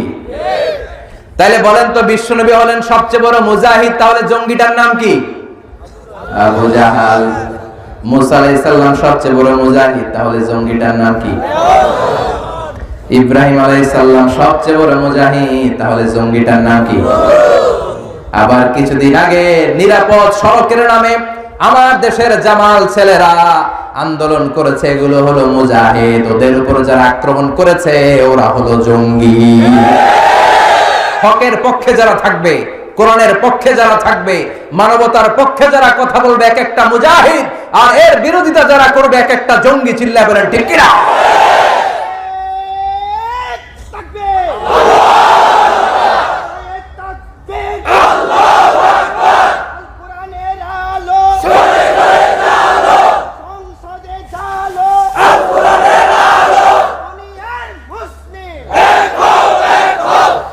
দ্বিতীয় প্রশ্ন করা হবে অমাদিন, তোর ধর্মের নাম কি? কয় জানি না। ধর্ম দেখলে কবর জিয়ারত করা সুন্নাহ। নাহাইতুকুম আন জিয়ারাতিল কুবুর আল আনা ফাজুরুহা ফাইন্নাহা তুযাক্কিরুল আখিরা। বিশ্বনবী বলেন, আমি এক সময় কবর জিয়ারত করতে নিষেধ করতাম, কিন্তু এখন অর্ডার করছি কবর জিয়ারত করো, কেননা কবর জিয়ারত করলে আখিরাতের কথা স্মরণ হয়। ঠিক কি না? বাবাকে যেখানে রেখে আসলেন, বাবার কবরের সামনে গেলে আপনার মাথায় রিমাইন্ডার আসবে, হায় হায় আব্বারে রেখে গেলাম, 10 বছর হলো, বয়সের ভারে নুজ্জ হয়ে আমার কালো দাড়িও তো সাদা হয়ে যাচ্ছে, কবে না জানি আমার ছেলে আমার কবরে রেখে যাবে। এই চিন্তাগুলো আছে না নাই? এজন্য কবর জিয়ারত করবেন, কিন্তু কবর জিয়ারতের নামে কবরে যে কিছু চাওয়া যাবে নাকি? কথা বলেন। কবরে পড়ে থাকা লোকটা আপনার কিছু করতে পারে? করতে পারে একজন, তিনি কে? মায়েরা বোনেরা যারা কথা শুনছেন, অনেক মায়েরা ছেলে হয় না, ছেলের জন্য মাজারে যায়, আছে না নাই? খাজা বাবার দরবারে মানত করে, আছে না নাই? বলে কেউ ফিরে না খালি হাতে, খাজার তোর দরবারেতে। ভুয়া কথা। কে বলছে খালি হাতে ফিরে না? অনেকে ওই দরবারে ঘড়ি নিয়ে যায়, ঘড়ি চুরি হয়, খালি হাতে ফিরে। বাটা জুতা, অ্যাপেক্সের জুতা পরে যায়, জুতা চুরি হয়, খালি পায়ে ফিরে, আছে না নাই? এই দুনিয়া একটা দরবার থেকে কেউ কোনোদিন খালি হাতে ফিরে না। দরবারটা কার দরবার? কেউ ফিরে না খালি হাতে, আল্লাহর তোর দরবারেতে। সবাই বলেন, কেউ ফিরে না খালি হাতে। এজন্য কবরে পড়ে থাকা ব্যক্তিটা কিচ্ছু করতে পারে? দুআফাত তালিব ওয়াল মাতলুব, যিনি চায় সেও দুর্বল, পড়ে থাকা ব্যক্তিটাও দুর্বল। আল মাইয়িতু ফিল কবর কাল গারিকু ফিল বাহর, সাঁতার না জানলে সাগরের মধ্যে পড়লে ব্যক্তিটা যেমন অসহায়, মরে গেলে কবরের ভেতর লোকটা তার চাইতেও বেশি অসহায়। সে আপনারে কি দেবে? আপনি না দিয়ে আসবেন, আপনি যাবেন, যে ওর মাগফিরাতের জন্য আল্লাহর কাছে দোয়া করবেন, সালাম দিবেন, আসসালামু আলাইকুম আহলা দিয়ার মিনাল মুমিনিন ওয়াল মুসলিমিন ওয়া ইন্না ইনশাআল্লাহু বিকুম লাহিকুন আনতুম লানা সালাফ নাহনু লাকুম তাবা ইয়ারহামিল্লাহুল মুস্তাখদিমিনা মিন্না ওয়াল মুস্তাখিরিন নাসআলুল্লাহ লানা ওয়া লাকুমুল আফিয়া। বিশ্বনবী যে দোয়া করে আসতেন, বলতেন কবরবাসীদের উপর আল্লাহ শান্তি। আপনারা আগে গিয়েছেন, আমরা পরে আসব। আমি কবরের উপরে দাঁড়িয়ে আছি মানে এই না যে আমি আসব না, আমিও আসতেছি। ডেস্টিনেশন ইজ সেম, গন্তব্য একটা। আপনি আগে গেছেন, আমি পরে। আল্লাহ যারা আছে যারা নাই সবার উপরে রহমত দেন। কবরস্থানে গেলে এই দোয়াটা করার দরকার আছে না নাই?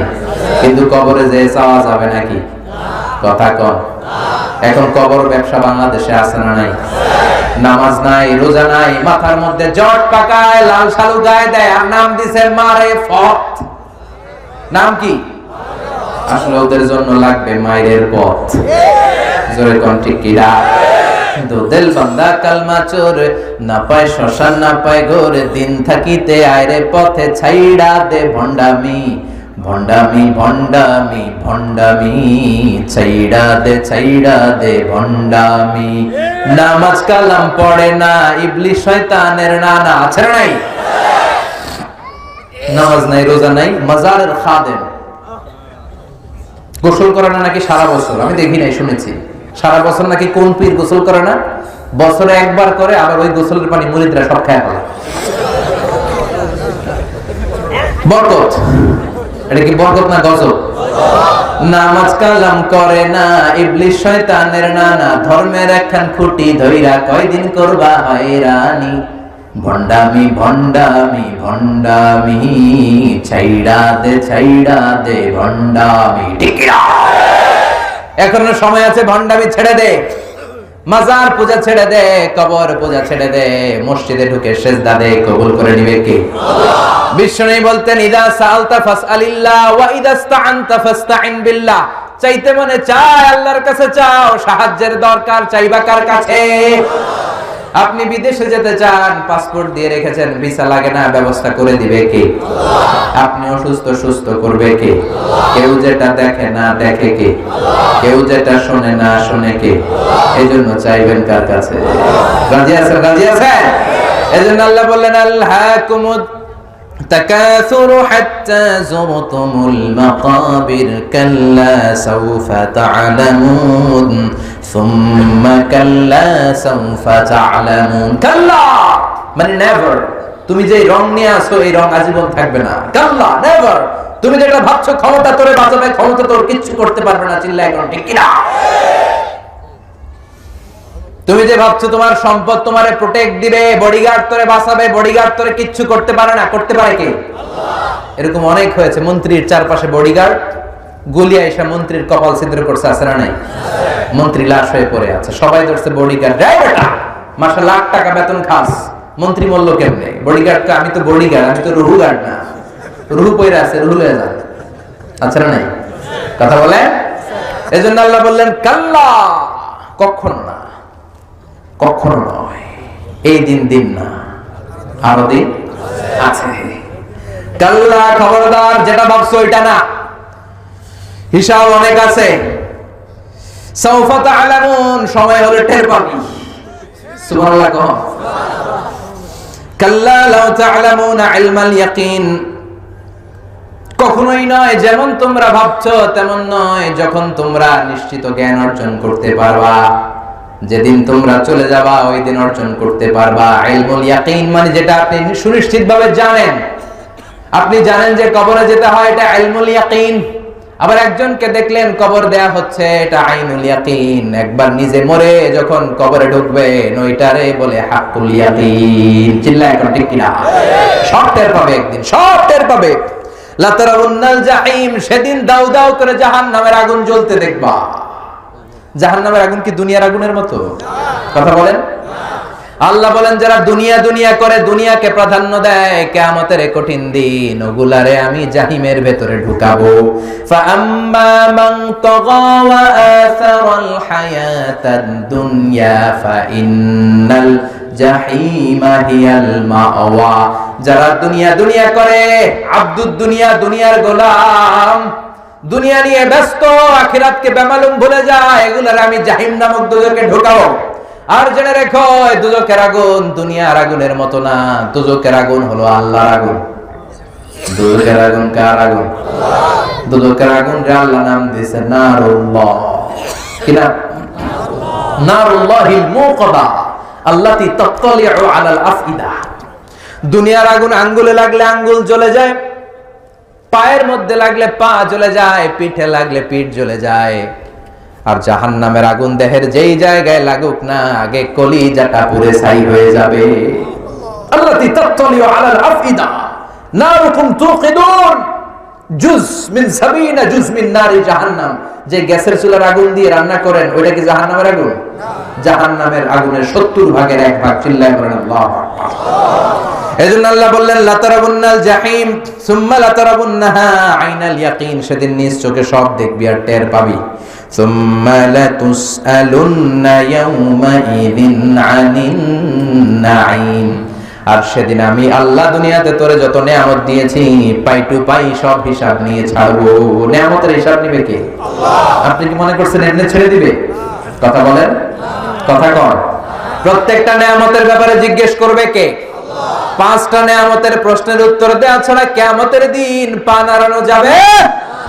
আন হায়াতিহি ফিমা আফনা, জীবনটা কোন কাজে লাগিয়েছো?